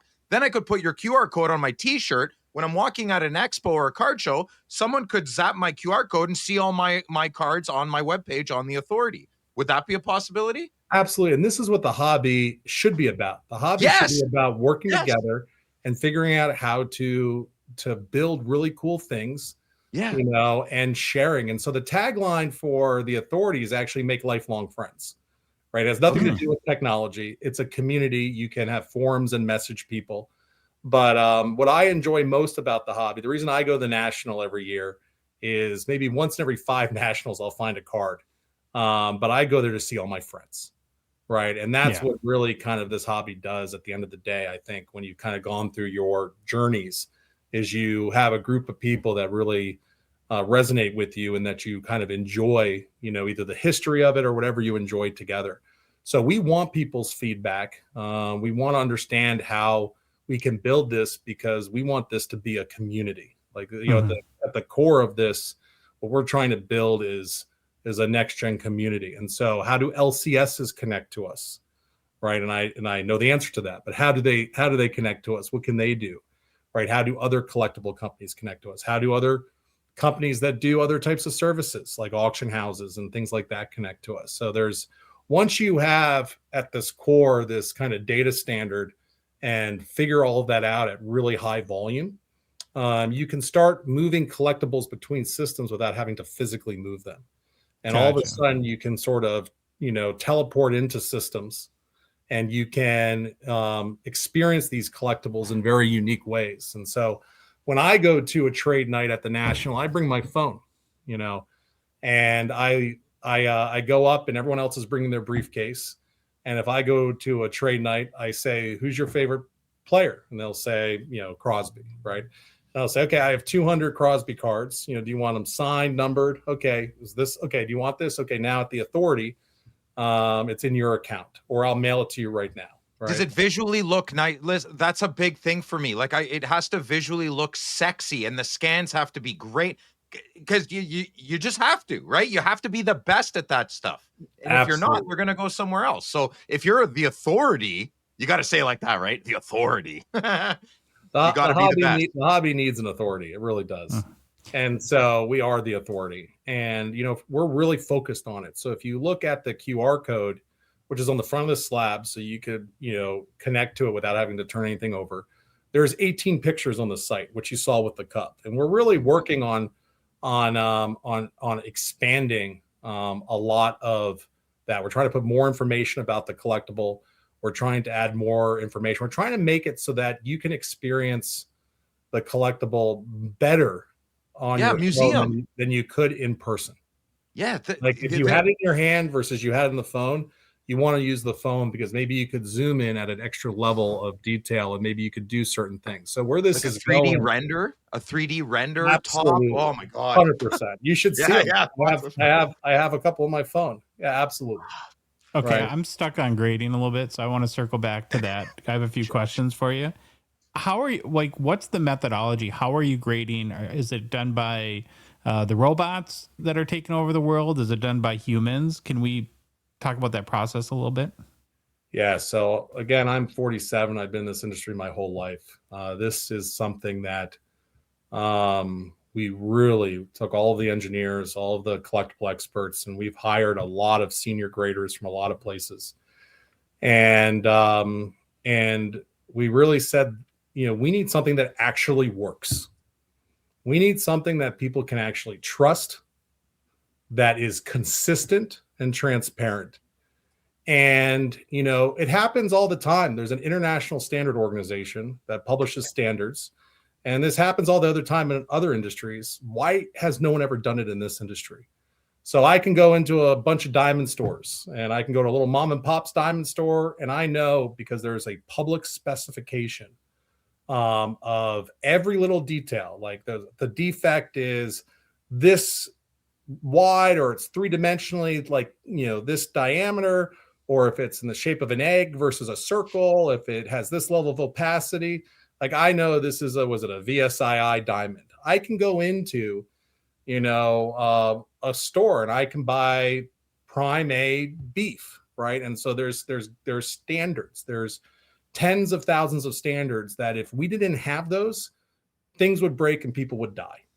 For example, like the space shuttle. If the space shuttle can go and have tiles that are squares, and they can grade them from a scale of 1 to 10, and everything above a 7 flies, and everything that doesn't has to be replaced. Why isn't there? Why is this the conversation? Conversation in my mind should be about authentication. And so what we have announced is the world's first universal public grading standards for trading cards, comics, figurines. You're going to see it in early 2026.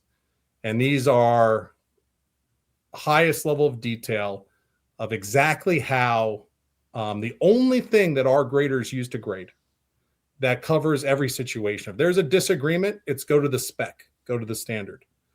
Standard is the authority.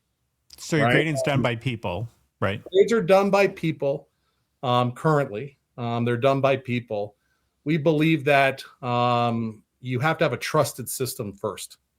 And so as a result, by us publishing this, our intent is to have, educational sessions, try and train people. We're not trying to teach a couple hundred people how to grade, in a short amount of time. I'm fine if you spend an hour looking at a card under 5 microscopes, but you need to have your standard on how you grade.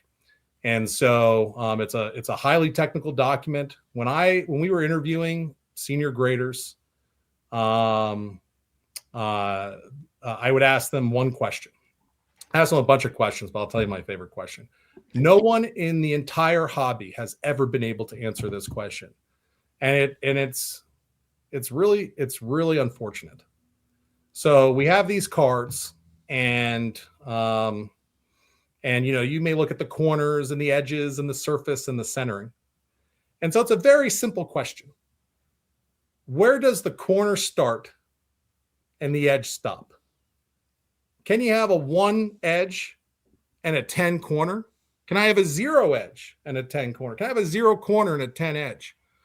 Sounds like a philosophical question. Go take this marker and draw it to me so I know specifically where the corner is. Like the corner, common term, no one has ever been able to find it. The authority will define all of the components, show you how to calculate component grades based on different types of damage and what that damage does and how it all does, and then go into this high resolution system to provide anyone with their final grade, and it's completely visible.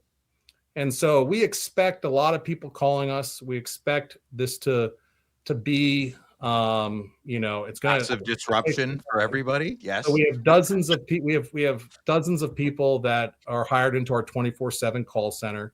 With us, you can call us any time of the day, any day of the week. We want, again, collectors to enjoy their collections. And, again, keep in mind, we have over a decade of experience with high volume collectibles, like across all the systems and the authority and all this stuff, hundreds and hundreds of millions. Right. And so we had to bring that team together, and our value system spells the word together, because the whole core value of dynamics is how do you have the person how do you grow the person next to you, and how do they grow you? And really hard, impossible problems, when the key expert gets stuck, they're stuck. Like the mechanical engineer gets stuck, the mechanical engineer is not going anywhere. And so it really takes these close adjacent teams of material scientists or applied mathematicians or firmware or any part of any stack, manufacturing, automation, robotics, all of which we have full teams, to say, well, maybe you should look at it a different perspective. And so when we bring these graders in here, and we then we call it, you have to kind of take like in the Matrix, you have to kind of walk through the Matrix, because we don't tell anyone what we're doing until they kind of join us. Once they see it, their first reaction is that's impossible. So think about that. We're bringing in graders, and they think it's impossible to document how to grade. Right? Yeah. Not one person has ever said that they thought it was possible. And then it takes a couple of weeks, and they go through it, and they go through this kind of like experience where they kind of embrace it, and they go through, and they're like, wow, that works.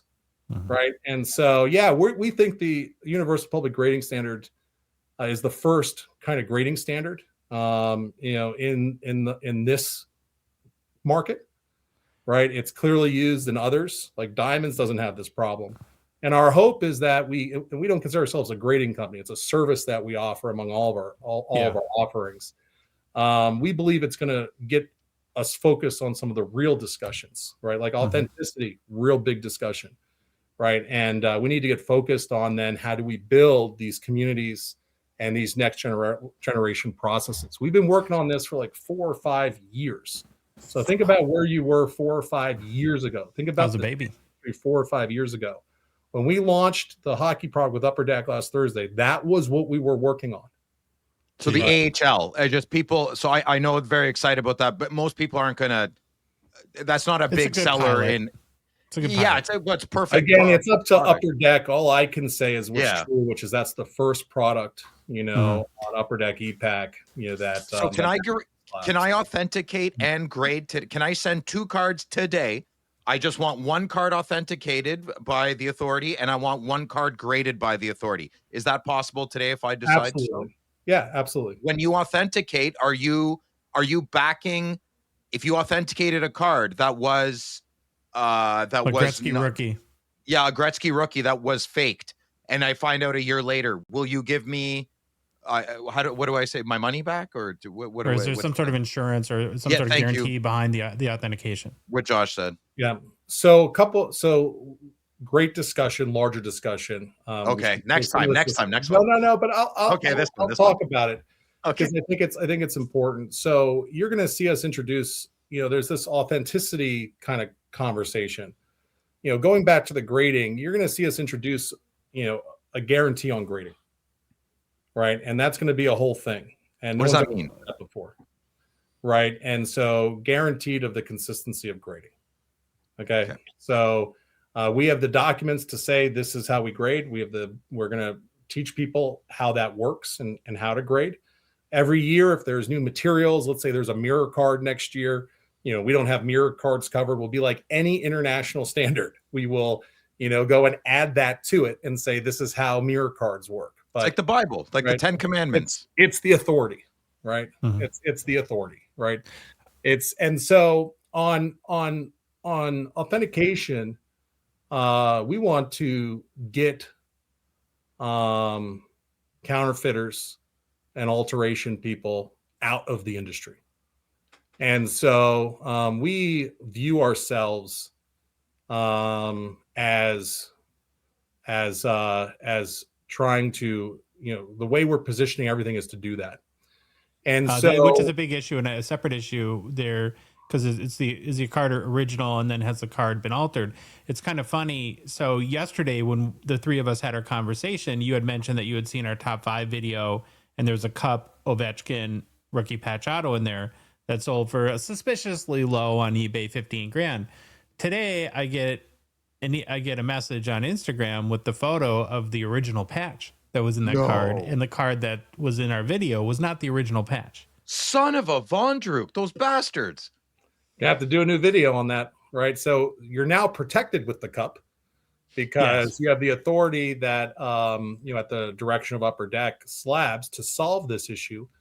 And authentication and counterfeiting and modifying, I think, is a much larger issue than people give it credit. You have professional organizations trying to do this stuff, and the focus needs to be on that. So what we do is when something comes in, our human senior graders and authenticators, right, go and do the best they can to try, and they have technologies, and we're working on giving them more technologies that other people don't have, right? And so, we really are spending a lot of time and focus there because, and then if it's modified, we give it an M label for modified.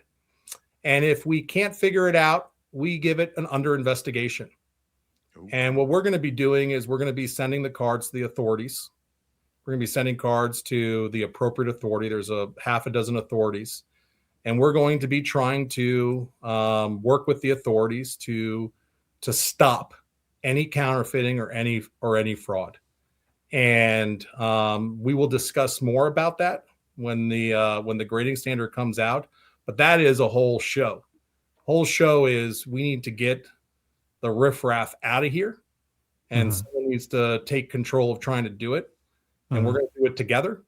And we're gonna get this hobby to a place where we can have some parents and their kids come in and enjoy the hobby any way they want and not have to worry about it.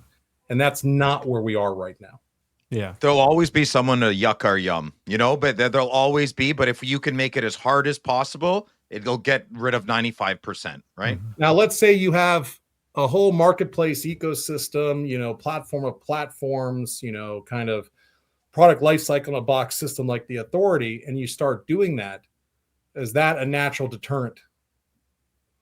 Right? Do people start going on other platforms because they know their cards might be sent to the authorities in certain? Yeah, 100% a deterrent. 100%. Mm-hmm. So it's so from an authentication perspective, you're going to see again a first principles. Let's go back to the basics. And you'll see a whole level. But on the grading side, you're going to see this kind of grading guarantee, which is why we have a couple of dozen call center people. Okay, so I have two more grading questions. The first one is about how many cards have you guys graded already?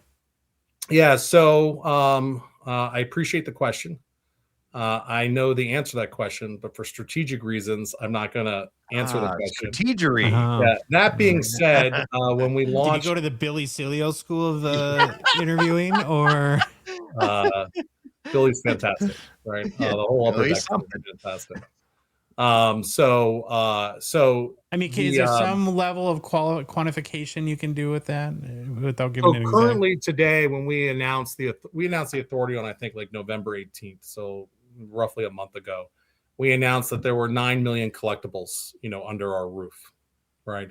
Okay. The number is significantly higher than that a month later. And so we did that just so that we could answer your question specifically with the fact that it's a lot. Millions, Josh. Yeah, Millions. okay. I just said, like, if you graded like 17 cards or something like that to this point, we've graded a lot of everything. We've done a lot. So Jeff, can I ask my last question? All right, fine. Right. Well, because this is a big one for me, and so much of the interesting thing, like if you really get like philosophical about grading for a second, and it's intrinsically tied into value. Right. And because that's the purpose that so many people use it for. And the crazy thing about that is that the value is largely perceptive. Right. So we see like in today's hobby landscape, a PSA 10 is much more valuable than a CGC 10, from another company. Right. Why? Well, there's no sort of technical explanation you can give for that other than that the hobby perceives or has more faith or confidence, whatever word you want to use, that is a more valuable card. So my question then is, as you roll out grading, what you guys must have talked or thought about how do we create the the perception or market confidence in that our grade that an Authority 10 or an Authority 9 is a 9, so that the hobby community as a whole will have confidence in that value. How are you going to win them over? I think he's asking. So great question. There's a lot of answers to this. Let's start with your show. So the top 5 cards last week, how many had Authority uncirculated slabs? And were those graded? Was it all 5? 5 of the top 5. So, so when you really think about it, again, those cards are selling for what they're selling for, and they don't have a grade on them. And then those collectors get to determine, do they want to try and grade? What do they want to do? It gives them choice and capability. We split authentication and grading, right? What's the value of an unauthenticated marketplace versus an authenticated marketplace? So when we have an authenticated marketplace where everything's been pre-authenticated, so if you submit 5,000 cards, those cards are all authenticated before they're listed on the marketplace, and they're all identified by the Authority. So you don't get to say it's an RPA and not include the 99. Right, which was your comment on your video. Well, and actually his name was spelled wrong in the listing too. Found that out today as well. So for us, we describe the cards, and so it brings trust, transparency, and so forget about grading. Let's talk about how we take. If you open up a Pokemon card box and you send one card to grade, you don't send the next 10. Now you can. Now you can send those next 10, you can get them slabbed and authenticated, right? And you can increase the value of those. And where it does matter though, Jeff, is like like a base Young Guns is a perfect example, right? Let's say there's Upper Deck doesn't disclose how many are printed, but let's say they print 100,000 base Young Guns. How the value uses a grade, the PSA 10, is to create distinctions amongst the quality of these cards, and so therefore we the hobby, a PSA 10 worth more than a PSA 8 because that's the smallest population or the representation of the highest quality of that card. Absolutely. So now we're on to a different type of collector, right? We're on to the collectors that want to grade, and they can enjoy that with the Authority. And so, our only competitor from our perspective is ourselves. So we're just focused on doing everything that we can do. But when I look at these current numbers, right, and I see a 7 or an 8, and I've been in the hobby as long as you have. Mm-hmm. I've started to not see the numbers anymore. I've started to see smiley face, flower, lion. Like, they don't mean anything. Like, there's no way you can see what they mean. They have no meaning.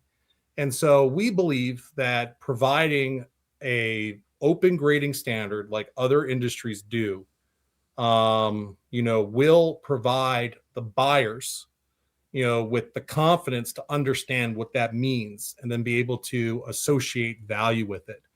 Now I think everyone at this point understands that we work on really big technologies that try and have really big impacts, and that we've been doing it for a long time.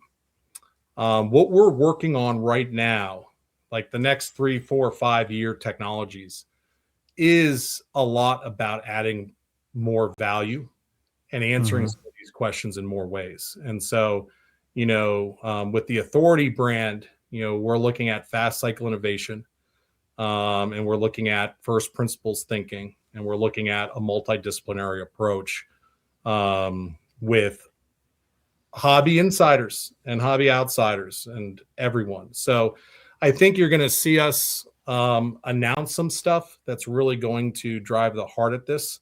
We'll save that for later. Sure. But the simple response is you now have a public grading standard, right? Mm-hmm. There's no secrets. It's all transparent. Will there be notes? Since there's gonna be the carved in stone, you could have a lot of fun with this, Jeff. A lot of cool advertising you could do with this. Now that we have our set in stone, let's say 100 points that we cannot deviate from, will there be, when I grab, I wish I had one. I like holding the slabs. When I scan my card and I go to that card and see my 8-5 grade, will I see the notes from the grader? So right now, what's live right now is for all of the collectibles.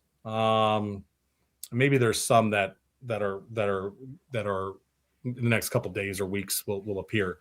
But what we're doing as the current layer is, let's say, a comic book, right? A comic book, no one's ever provided but a grade, right? What we've done is we've taken the comic book and we've broken up into 5 different components, and we provide component grades, and you'll see how this all plays out when you see the open grading standard. It's a small piece of a big pie. And so on trading cards right now, every single grade, if you hover over the grade with your cursor, you'll see the components.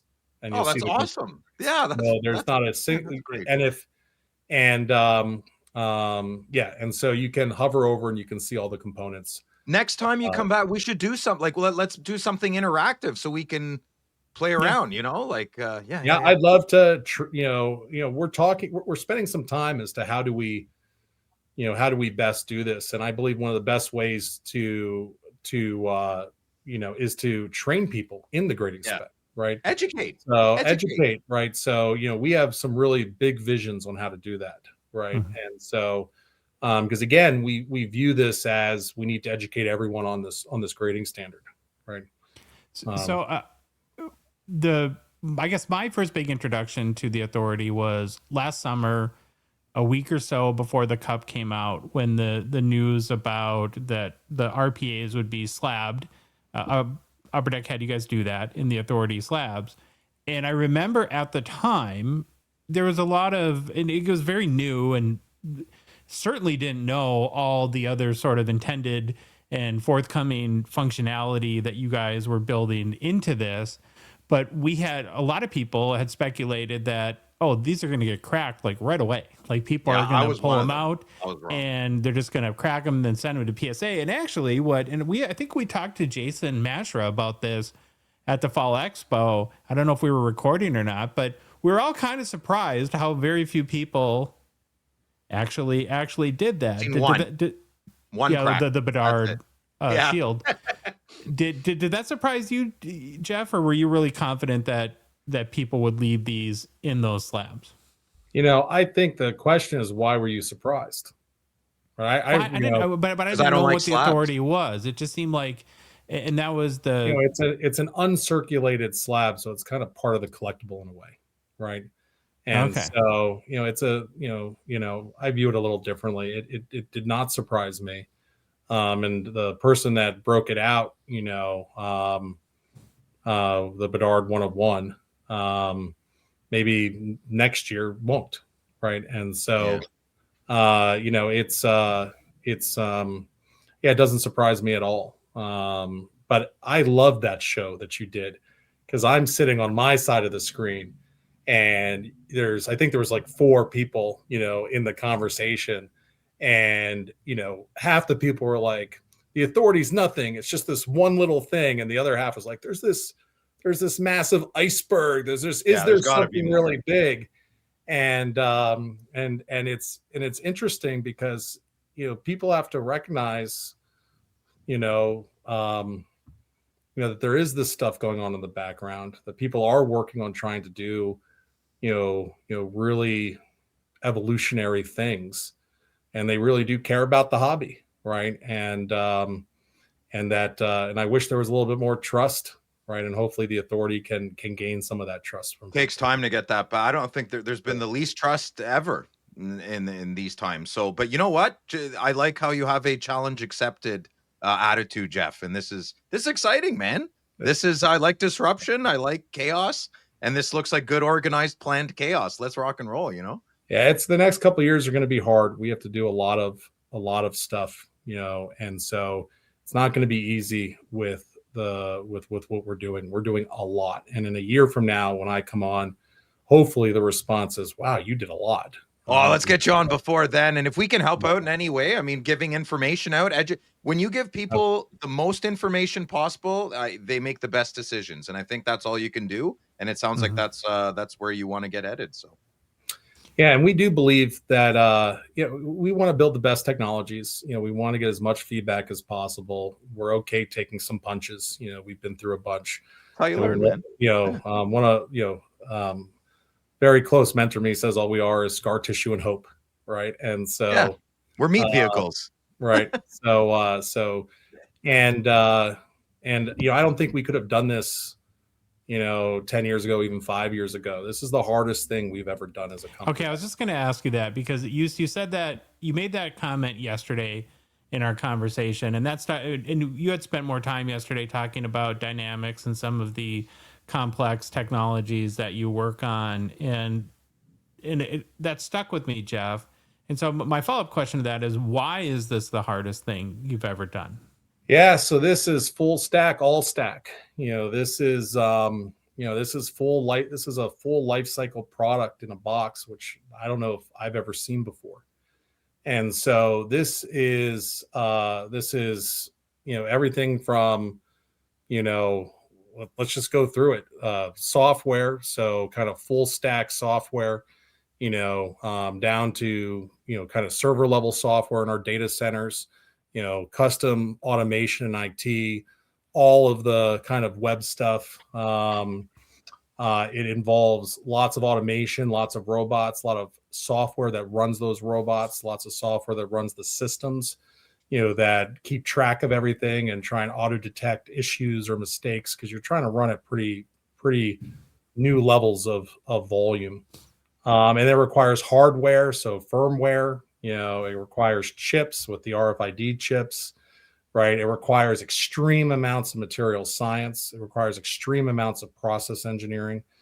right? The one thing then it has some collectible stuff too, right? And so, make no mistake, you put this in any industry, right? You put this in aviation, you put this in payments. It's the hardest thing we've ever done. The fact that it's in collectibles is just an ancillary, right? Okay. And wait until you'll get a picture of it as you see more of next year. Yeah.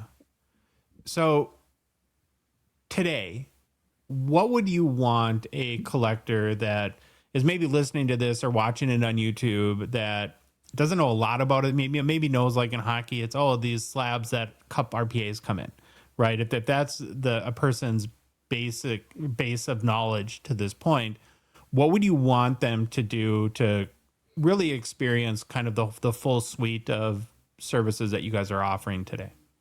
Yeah. So one of the things you could do is go on Upper Deck E-Pack, buy a box of the first product, AHL. I think it's $70. I've been seeing kind of 3 slabs hit. Instantly transfer them over, instantly grade them. It will cost you $9 to $10 to grade all the cards, that you get. Also, every single card that is physical, we individually scan. That's a first for E-Pack. And so there are no representative images. Every image is the image of the actual card, which is an E-Pack first.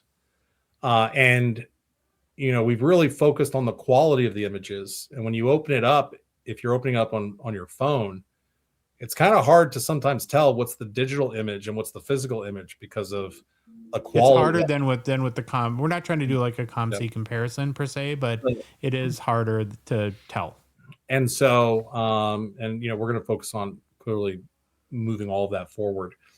And then you can sell it and then go buy another box. I'd like to see how many boxes someone can buy off of buying just one box and how long it takes them. That'd be pretty fun. The other thing to do is, I think the minimum amount of, credit Authority wallet, value you can buy is $20. So make a $20 purchase on the Authority and submit like 10 cards for authentication and slabbing. Right. And so, try us out, become a member of the community. We are working on trying to provide, a bunch of community-based events and things like that as we kind of get into this. If you need a moderator, I'm a pretty well-known moderator for online events. Just surprised you didn't offer your slab cracking service yet. Well, I slow and steady with our new friend. I don't want to start milking the new friendship yet. I do have a side business though. Yeah, and so we want to make the site as social as possible. So you're going to see it get very social, right? You're going to see it get more and more social. We really, at the core, what's the kind of the core KPI, right? The core performance indicator, the biggest community, right? And so, and keep in mind, this is not just about trading cards. This is about comic books, which is a whole unique community in itself with a whole bunch of very beautiful aspects to it and some weird ones. And then we've got figurines, right, which is this whole thing. And then we've got these new types of these collectibles that have been underserved that hopefully we can serve. So like stamps. You're going to see a lot of stuff. I'll make sure anytime you want me to hop on, just let me know and we can talk about it, right? Well, that sounds. But it's going to go from the Hockey Gong Show to just the show, right? Yeah, I don't know about that. We have a hard enough time focusing. Yeah, we're struggling in our one lane here, but yeah. Anyway, for your comic books, I do also know, like, if you need like a superhero spokesperson to help, I do Captain know Conundrum. We have a superhero on the channel. His name is Captain Cardboard Conundrum. He makes an appearance the odd time. Check out this Sunday, Jeff. He might make another absolutely. appearance. Give me the absolutely for sure. All right. Well, Jeff, super appreciate your time today. You guys have some real big ambition, and you are disrupting the marketplace, which I think is healthy, for any industry. And we wish you the best of luck with your endeavors. And yeah, so you can just go to theauthority.com and if you don't have an account, I suppose you should register for one. Most people that are on E-Pack, as more and more products get launched, with this service. He'll probably end up there anyways. But yeah, well, we can't wait to have you back and maybe go into maybe do a demo or go into some of these more products in more detail. Excellent. Thanks so much for having me on. Thanks, Jeff. Thanks again to Jeff for joining the show. A lot to unpack there, huh? A boatload, and a very exciting. Time and patience will reveal all. I myself am very excited to see how this rolls out. As I was saying earlier, I'm not a big grader, but I'm not interested in that part of the Authority. It sounds like Jeff really has a vision to consolidate a meeting place, a hub, a nucleus, and I can get behind words and sentences like that. So if he said all the right things, man. I'm a big fan to see where this is going. And if you like grading, good, check them out. It's not for me. I really am curious to see their authentication. I have all my Daniel Alfredson's PSAs, trying to see if there's something I could do there. I don't know. It'll be exciting. Really exciting to see how his vision and passion comes to fruition in the future. Well, kind of like you said, Phil, there was so much happening within that conversation. And really it came down, like, our goal today was to just get people to understand maybe the big picture. And it sounds like we can certainly have Jeff on again if we want to go like very deep into one category of what they're doing. It sounded like he wanted to come back on. I mean, he gave us his cell number. Come on, we're friends now. So yeah. I think Jeff will be on again. He speaks my language. I'm looking forward to having a good friendship with him and seeing what the Authority can do for our hobby. I have a love-hate relationship with getting people's cell numbers, and you'll know why.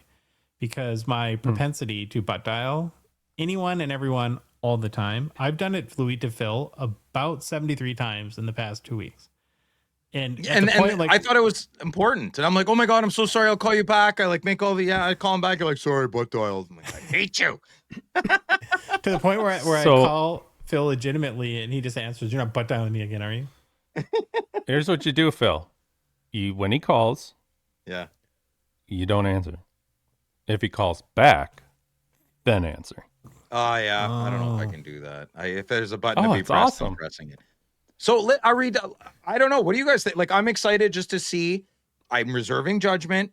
I really like everything that Jeff is saying, but what do they say? Like, talk is cheap. Actions speak louder than words. Well, he's done a lot. If you go to the Authority website, I signed up. I like it, man. I'm looking a place to put all my cards, meet people, like Star Trek, right? Like the same POS everywhere. But I'm also very excitable, so we'll see. Yeah, it's very ambitious, and I can't. The thought that's wild to me is like the idea of grading cards for at most $3. Like, what if that catches on? What that would mean to, like, how do you make that viable as a business? Because I'm sure that there's no way any of the other grading companies could survive grading card. Either they're making crazy profits or they couldn't survive. Well, then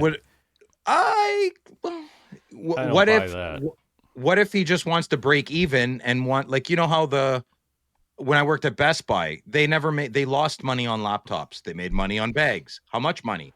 A bag load of money, right?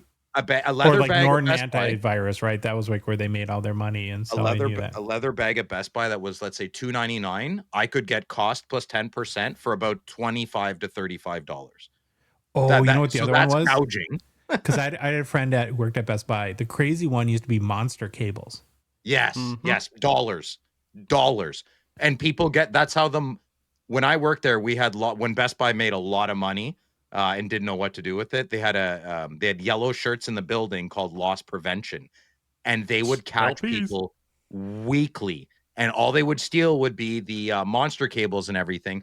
And not only that, they would use their store discounts to sell them in the aftermarket after, right?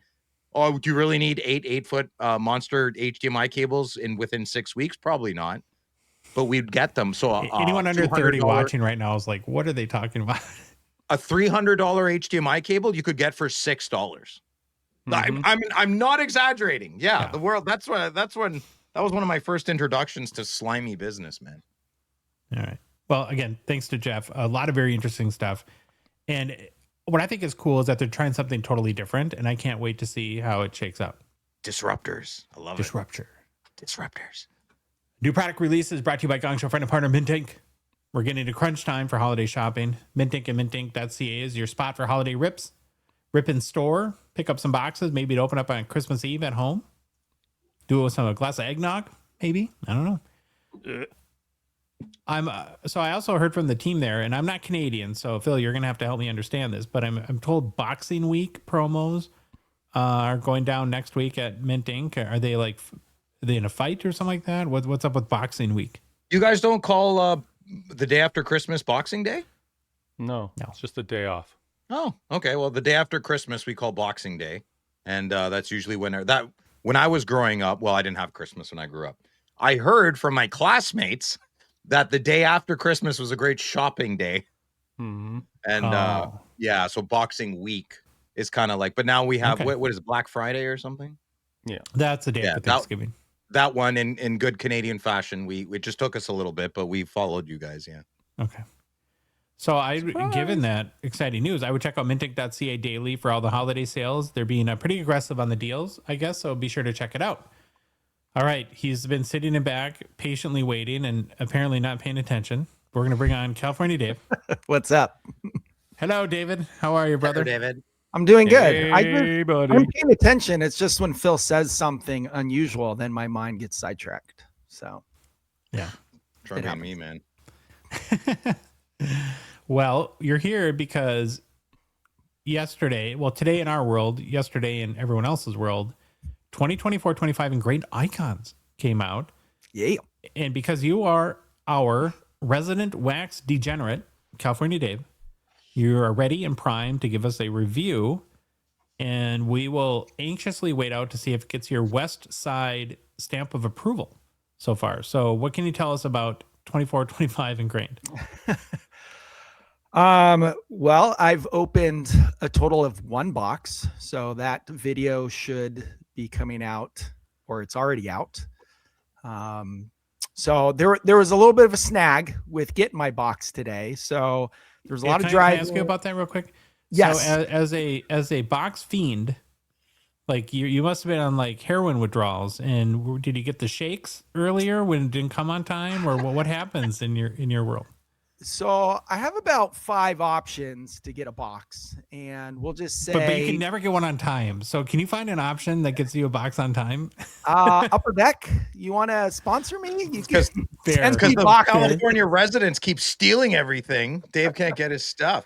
Was it used tunneling into card shops to steal boxes of Engrained? Is it? If Billy just sent me a box every release, everything would be fine, and I would be able to get my video out on time. So Randy would never let him. The hall monitor would never let him do that. It's against the rules, Billy. So usually, I call around in the evening before release day. I find out who got their shipments in, so I have options to go pick up boxes or a box. Well, every single shop did not get their allocation the night before, so nothing was on the shelves this morning. So I had to wait until they got their afternoon, boxes. Yeah, and it's holiday shipping, so like any FedEx or UPS driver is not coming early at this point. No. So anyways, I wasn't able to get my box till just a couple of hours ago. So raced home, recorded, sent my video over to editing. So it's getting edited right now. And you guys should. Did you get my outro? Did I put it in the folder yesterday? Yeah. Got it. So yeah. Are you a rich man? You're gonna have to wait and watch the video. You can't. You're not gonna tell us. What's that even on for? I think he hit a big card. He's got a big card face. Yeah, Louis, he's got that do you agree with me? crap-eating Big card grin face? on him. When doesn't he have a big card? Fair. You're just gonna have to watch the video and see. Got a big dude. Okay, this is what I'll say. So Okay. I had a small sample size of one box, but I did go on and I watched Grant open 3 cases From So I GP was able Sports? from GP Sports. Okay. And Phil's face, he's so Love sad. Grant from GP Sports. And so I was able to get kind of a better feel of just kind of the flow. I will say this, there's a lot of names. I think there's over 250 players on the checklist. Yeah. I would say about 90% of them, I've never heard their name before. Yeah. Icon is a stretch for about 90% of, right? So it was like, and my biggest fear in going into this video is I'm like, I know I'm going to get some name that I'm just going to completely Vincent butcher. Damphouse? What? Well, I would know him. I'm talking about names I've Damphouse. just never even heard of before. So fortunately, I got a kind box. I think I pronounced all the names right. Probably not, but I might have. So, but I was watching Grant's break. There were names where Grant didn't even attempt. He just showed the card and he goes, I'm not going to attempt that name.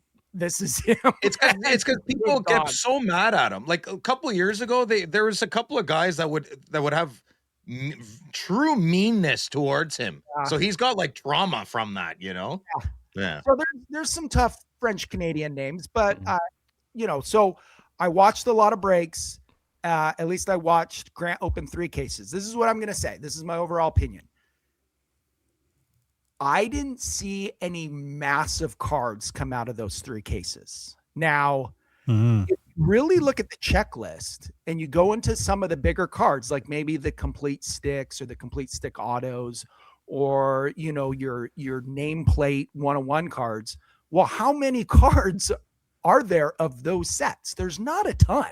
No, very few. So most of the cards are going to be a manufactured stick auto, or you're going to get a game used stick. So if you're really excited about older player autos, because you're going to get, every single box I saw had 2 autos.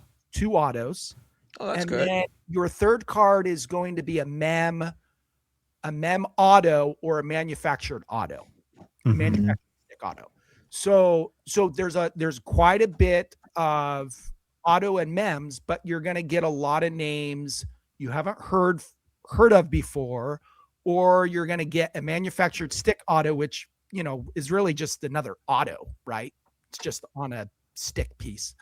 Or you're going to get a mem card that doesn't have an auto, a lot of those too. So, if you're happy with getting a plain game used stick of a player, then that's kind of where you're going to fall in that. So, or if you're happy and you know it, clap your hands. You thought that too when you said it, didn't you? So did I. Or if you really, really like not sticks. No, we're not talking about game used sticks, but if you really like tape, the tape they put on the sticks. Get off my back, reading. Very excited about this It product. is totally different. You're such a jerk. It is completely different. The blade is part of the stick. It's not the shaft. It's not, blah, blah, blah, ha, ha, ha. Listen, it's not. You're it's talking the blade about is the thin. tape that's on the stick. Yeah. Take off and put on the card. What does that have to do with the plain shaft? We're not talking about the same thing. Get out of here. I'm just trying to make fun of you, Phil. Here's my read on watching a bunch of breaks and with Grant today as well from GP Sports. Where? Thank you. Yeah. I think this is a collector set, a product. Like if you're a flipper or investor, or you're going to judge, your ROI on the box you open. That's probably not the way to go about it, but the cards look cool and you get 2 autos, and it just comes down to the name. The cards are there, but there's a lot of names and very few of them are icons. Correct. That is correct. That's a very good assessment. Now, here's like the big question I had about this coming in is that right or wrong or good or bad, I think all these legend sets are going to be, they're forever going to be compared now to SP Legends Signature Edition. Yeah. Because it had that iconic card. Mm-hmm. And not only is the All-Time Future Watch an iconic card, but there's enough of them where a lot of people can collect them. And see, I think that Engrained Icons has a similarly, like the stick nameplates are ridiculous, but to your point you made a few seconds ago, there's like maybe 40 total. Right. Of them. And so very few people will ever have the chance to ever own one. And so I think like that, it's like an easier said than done, but how do you have products like this where you can have a card that has the gravitas of like an All-Time Future Watch, but I mean, if you look at like the total print runs of all the all-time, there's 100 All-Time Future Watches. So there's upwards of 49 Gretzky's. So only 49 Gretzky's. Yeah, there might be like 5,000 total of them though. Right, but you got like 50 that are out of 199. So times that by, 199 by 50, you get so many cards. Then plus all the other ones, the 99s and the 49s. So there was quite a few all-time Future Watch autos to go around, and many boxes hit those. Whereas with this, you're not gonna see a ton of big cards get hit in cases. Most of the time, like the case hit was like a Martin Brodeur stick piece out of 49. That's like garbage. Your case hit. Oh, so it's a really cool card. Yeah, of course. But you're not definitely buying this product to try to hit big cards, and a lot of people, if they just wait, and maybe this isn't a box to rip to try to, well, no boxes are worth trying to rip to make money, but you probably will be able to scoop up a lot of these cards for really good prices. So I'm interested to just see, like, in a week from now, when you go through your, top 5 sales, just to see what those are. And then one thing I do want to mention is the box price. The box price at Dave & Adams is $300 US, and the box price in Canada is $300 Canadian. I called my LCS. Dave called me to ask, and I did, and I was like, okay. And I talked to Anthony, and he reached out a couple other LCSs, and they're all like $300 CAD. So you're talking about, $100 difference. Wow. That's a good And deal you in guys Canada. didn't get your boxes as fast as us. We pay less and we get better service. Yeah. Now I will say I didn't pay that with where I got my box today. I didn't pay $300, but usually Dave & Adams is kind of like the one that sets the price and then everyone follows. So it was very interesting that they set that price so high, and maybe they did that because they were like, oh, let's take advantage of everyone because everyone's going to be excited about this. But I do believe for sure the price of these boxes will go down.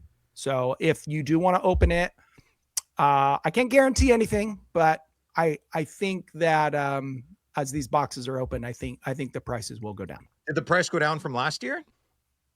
Is the price cheaper from last year? I'm sure it is. I'm sure it is. It's a different set because, you have like Connor Bedard rookie chase in that product, whereas this doesn't have any rookies. So. This is the first alumni set since SP Legends. Am I correct in that, or am I forgetting one? No, this is the next one since then. Yes. That I'm aware of. I want to talk about the updates real quick, because there's a couple kind of really interesting things in the updates that I want Phil, your perspective on the first part, and then Dave on the second part. So Upper Deck, we didn't realize or recognize. Well, Phil's Canadian, and you'll know why, Louis.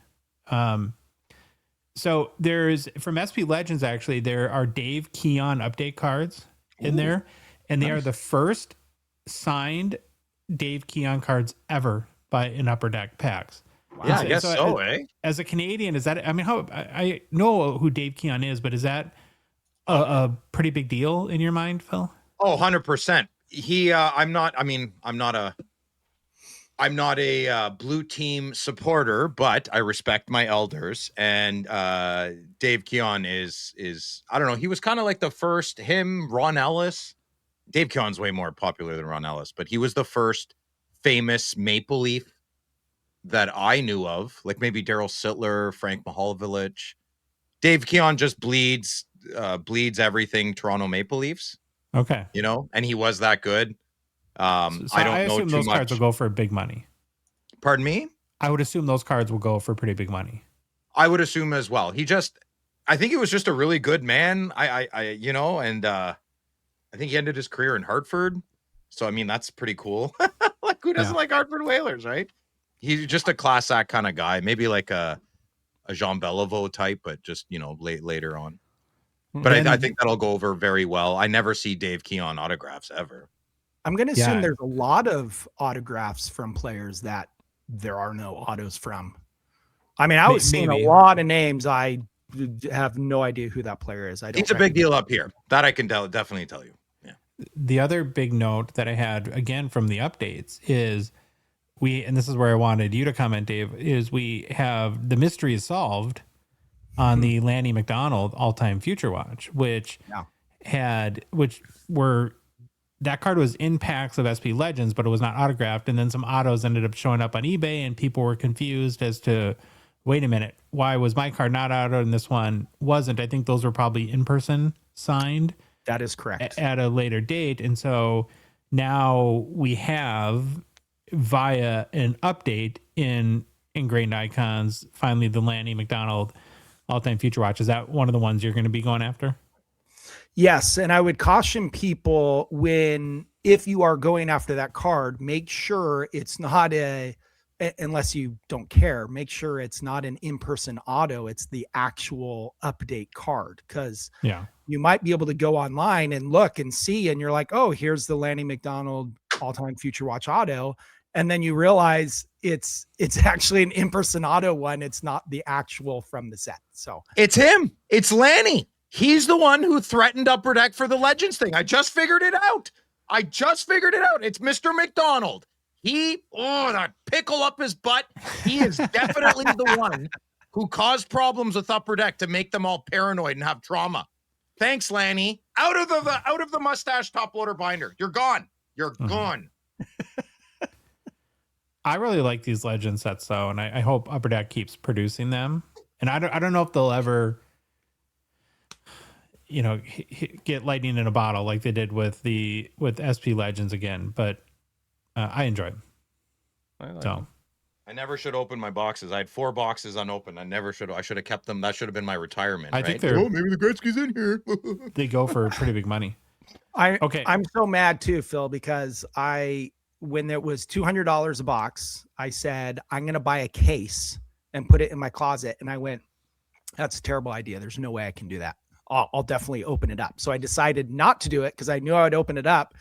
And then right about that time is when it just quadrupled in price. Yeah, crazy. Yeah. I bought my Gretzky at literally the perfect day, not week, the day. Oh my gosh. I'm so jealous of the price you paid for that. That's just crazy. I'd be jealous of me too, David. Yeah. I want to do one more thing in new product releases, and I want to get back to 24-25 the cup, but do something a little bit different. So when these sets come out, and the cup has been obviously a huge response, and your point, Dave, about how you didn't see a ton of bangers, like right away we saw like monster card after monster card come out of the cup because there's huge rookie cards and a lot of great young talent in 24-25. That being said, though, the cup also has very big veterans and legend cards too. So I thought today we would take a look at the top 5 non-rookie early sales from the cup.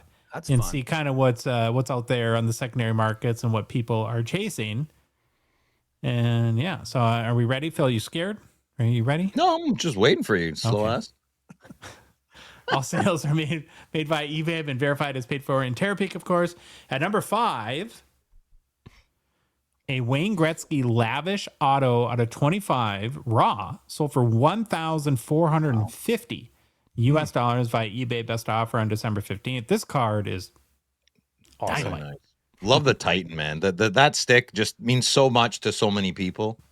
It's awesome when it's visible in a card. The lighter blue auto too. Yeah. I'm a bit Louis, you a fan of this one too? Yeah, Madonna's got one with that light blue auto too. It's like, oh boy. I thought you were gonna say his light blue eyes. I was like, whoa, looking deep, eh? The Cup Coronation cards also have that blue auto. I just love that ink. Oh, so nice. That's as thick as I want the marker, though. Never thicker than that. That's correct. Just thick enough. Perfect. It's like perfect. Yeah, perfect. Yeah. Number 4 is another card I like. It's an Alexander Ovechkin 0304 exquisite tribute patch auto black out of 25. Again, raw. That sold for $1,675 US dollars via eBay auction on December 11th. Sick. I like the black. They should just stick to it. Yeah, I do too. The black makes the card so much nicer. Does it bug you that Ovi went off the edge of the patch window with his auto there? No, because he didn't touch he didn't touch the jersey patch, whatever it is. Okay. Yeah. He always does that on all these cards. On mine, really? He went right on the fabric. But his auto's pretty lame. I've seen a lot. Stick to hockey, Alex. Leave the typography alone. That auto's pretty bad for him. Number 3 is a Mikko Rantanen NHL Shield Auto 101. Wow. raw sold for $1,750 via eBay best offer on December 14th. Seems like a good price. Yeah. No kidding. Especially for a centered shield. Yeah. Dirty player. That's like perfect. It's It damn is. near It's good. about as good as they'll do. Maybe they're Yeah. listening to you, Louis. Maybe. Number 2 is a Jacob Slavin NHL Shield 101 Raw. So for $2,079 via eBay best offer on December 4th. Where on your bingo card was a Jacob Slavin for top early cup sales? Well, there's got to be 2 big PC guys, and they were just duking it out, I guess. Maybe. Although you said it was best offer, right? Best offer. Yeah. So Oh, it was? Oh, that's someone just just peculiar. Maybe it's someone his just mom. went out and bought it. Mhm. bought your hockey card, sweetie. Merry Christmas. Number 1 is interesting. It's It a is. Carey Price Monumental Patch Auto 101. So for $7,000 via eBay best offer on December 16th. A very cool patch, obviously from a jersey that brings attention to breast cancer awareness. And where's the top price thing from, though? That's what I was trying to figure out Yeah. where that came from. I don't have any idea. That is It- weird. Or is that a jersey? No. Could be the inside of the jersey. I don't know. Maybe. Yeah, maybe. Yeah, that is Inside of the interesting. back, inside of the back collar, maybe. One of I don't our think they would. I mean, a goalie jersey doesn't even need to be. You don't even need to put the name on it. They're all huge, right? I mean, Mhm. I don't think you even need to put Price's name on it on the inside. One of our many tipsters notified our Instagram and said that card is for another one from China. The amount of the cup that's cards that are coming out of China right now, or they must have opened up a lot there. Mm-hmm. Well, there's how many diamond dealers do they have in China? Like 2? Yeah, I don't know. Still, Well, it all learning. depends on that, right? They're not getting Mhm. third party. I mean, that'd be pretty quick. Of the 5, which was your guys' favorite? I'm going with the Wayner, the Lavish Auto. Yeah, me too. I'm with you. I'd go Yeah. Ovi if the auto was better. Yeah, I like the Mhm. exquisite, but the auto was just that Mhm. that would have I couldn't have gone after that card. That would have killed it for me. Yeah, he used the fat piece of the pen, the whole thing. You know, Ooh. you got to switch it up. I did Why? pick up the Kaprizov of that card. Oh, you did Yeah. get it? Yeah. Yeah. Had a boy. Nice. Yeah, Good I'm so job. excited. Is it the one you had showed me? It's one I haven't showed you. It was someone had it, and I haggled over price for like a week, and then we finally agreed on one. So Is it How the- many super rookies you got now? That I want to see that spread. Not right now, but like I want to see them. You all got in a row nothing again. better to do tomorrow night on Friday Nights with Phil. Maybe you whip that out. Sure, I can show you part of my collection. If you Careful. want. Last time he whipped something out, though, I couldn't find it, and everyone was like, "What is that?" And he's like, "Never mind." Okay. We're going to move on to personal pickups, and we're going to turn it over Yeah. to Phil to show. Nothing. Bubkiss. Nothing. Oh, wow. Good for you. Lies, of course, but You're weird. Baba Louie, what Well, did this you is pick mine. I don't know if I showed this or not. I got this at the expo. It's a 23-24 O-Pee-Chee wood variant Kirill Kaprizov. It's a beauty. I like it. Yeah, He's good. Turns out he's good. he's okay. Is that in O-Pee-Chee paper? Yes. What's- another says person that? who Yeah. can't read. Yes. No, I said, is it from O-Pee-Chee paper? The set. Yes. And I said another person who can't read. Yes. Okay. Time out. It could be from a lot of different sets. Beef. Philip. Anyone on this show can never give someone shit about not paying attention. It's you. Move on. I can read and grasp things though. Sometimes. So, yeah. Rarely. Okay. Asterisk there. Mine is funny, of course, because I got a pretty big card for me, a 24-25 Metal Universe Liquid Gold Connor Bedard. And if you've listened to this show and me tell about why I never prospect, because it never ends well. And the minute I buy, after 2 years of sitting out the Bedard chase, I buy a card and he lands on injured reserve. You're It was fine. your fault, Josh. Now It we is. know. I jinxed it. Oh man. The outfit's gonna put a hit on you for hurting their bedsy. Seriously. Oh my I shouldn't be saying this too, but I am such a huge fan of these cards. The overall odds to hit any of the 25 players on the checklist are 1 in 960 packs. So like if your guy's Bedsy, that's 1 in 24,000 packs. That's not even fathomable. To hit one, which is 1 in 1,600 boxes or 1 in 100 cases. 1 in 100 cases is a Connor Bedard liquid gold. And Nice he goes card. into, I really want Phil's Crosby. I'm going to steal it from you. No, I messaged Grant so fast for that card. I know. You got and it. he even said, like, really? And I was like, yeah, I really want it. And then when I went and got it, he realized, yeah, a lot of people wanted it. Yeah. Isn't there a Crosby on auction right now in Slab Sharks? I think so, but they're going for like $2,000 or more. Yeah, those cards just jumped. The liquid golds just skyrocketed out. Yeah, the last few Crosby sales have been $2,000 US, Phil. Yeah, they're crazy. Shut up. No. Yeah. What? Yeah. Oh, I kind of was annoyed. I was like, well, Grant, come on. He said, come on, seriously? I'm like, fine, I'll pay it. Okay, well, good deal then. Hey, What did you pay him? Like $400? I don't want to say now what I got it for. I hemmed and hawed though, because I got that in the Intimidation Nation. I was like, wait, what? And he's like, what, are you kidding me? You know how many people messaged me about the gold? I'm like, you did say, did I really want it when I messaged you? He's like, well, that's before I knew everyone wanted it. Anyways, I got it. Grant gave me a smoking deal. Now that I know that, it's gonna, maybe I should give him an extra $100. I'm not, obviously. All right. Is that it? Oh, Phil. What? Did you have fun? Crap! How did you not see that coming? Because I'm a bit of a dummy, David. That's why. My brain's no work good. My brain. If you like the episode, please leave a rating and review on Apple, Spotify, whatever podcast app you listen to us on. If you love the show, you want to support us, want to chat with us on the Hockey Cards Gongshow Discord server, please consider a $5 a month donation. Join our $999 support level tier on Patreon. Link is in the show description, YouTube, podcast apps, on our Instagram, TikTok profile, and on Patreon's website directly, patreon.com. Just search for us, Hockey Cards Gong Show. We're 4 old but spry guys that are on social media. You can follow the Gong Show on Instagram, Facebook, TikTok, Twitter, and YouTube. And boys, the Hockey Cards Gong Show podcast is a production of Dogbox Ventures LLC. Baba Louie, take us out, buddy. Okay.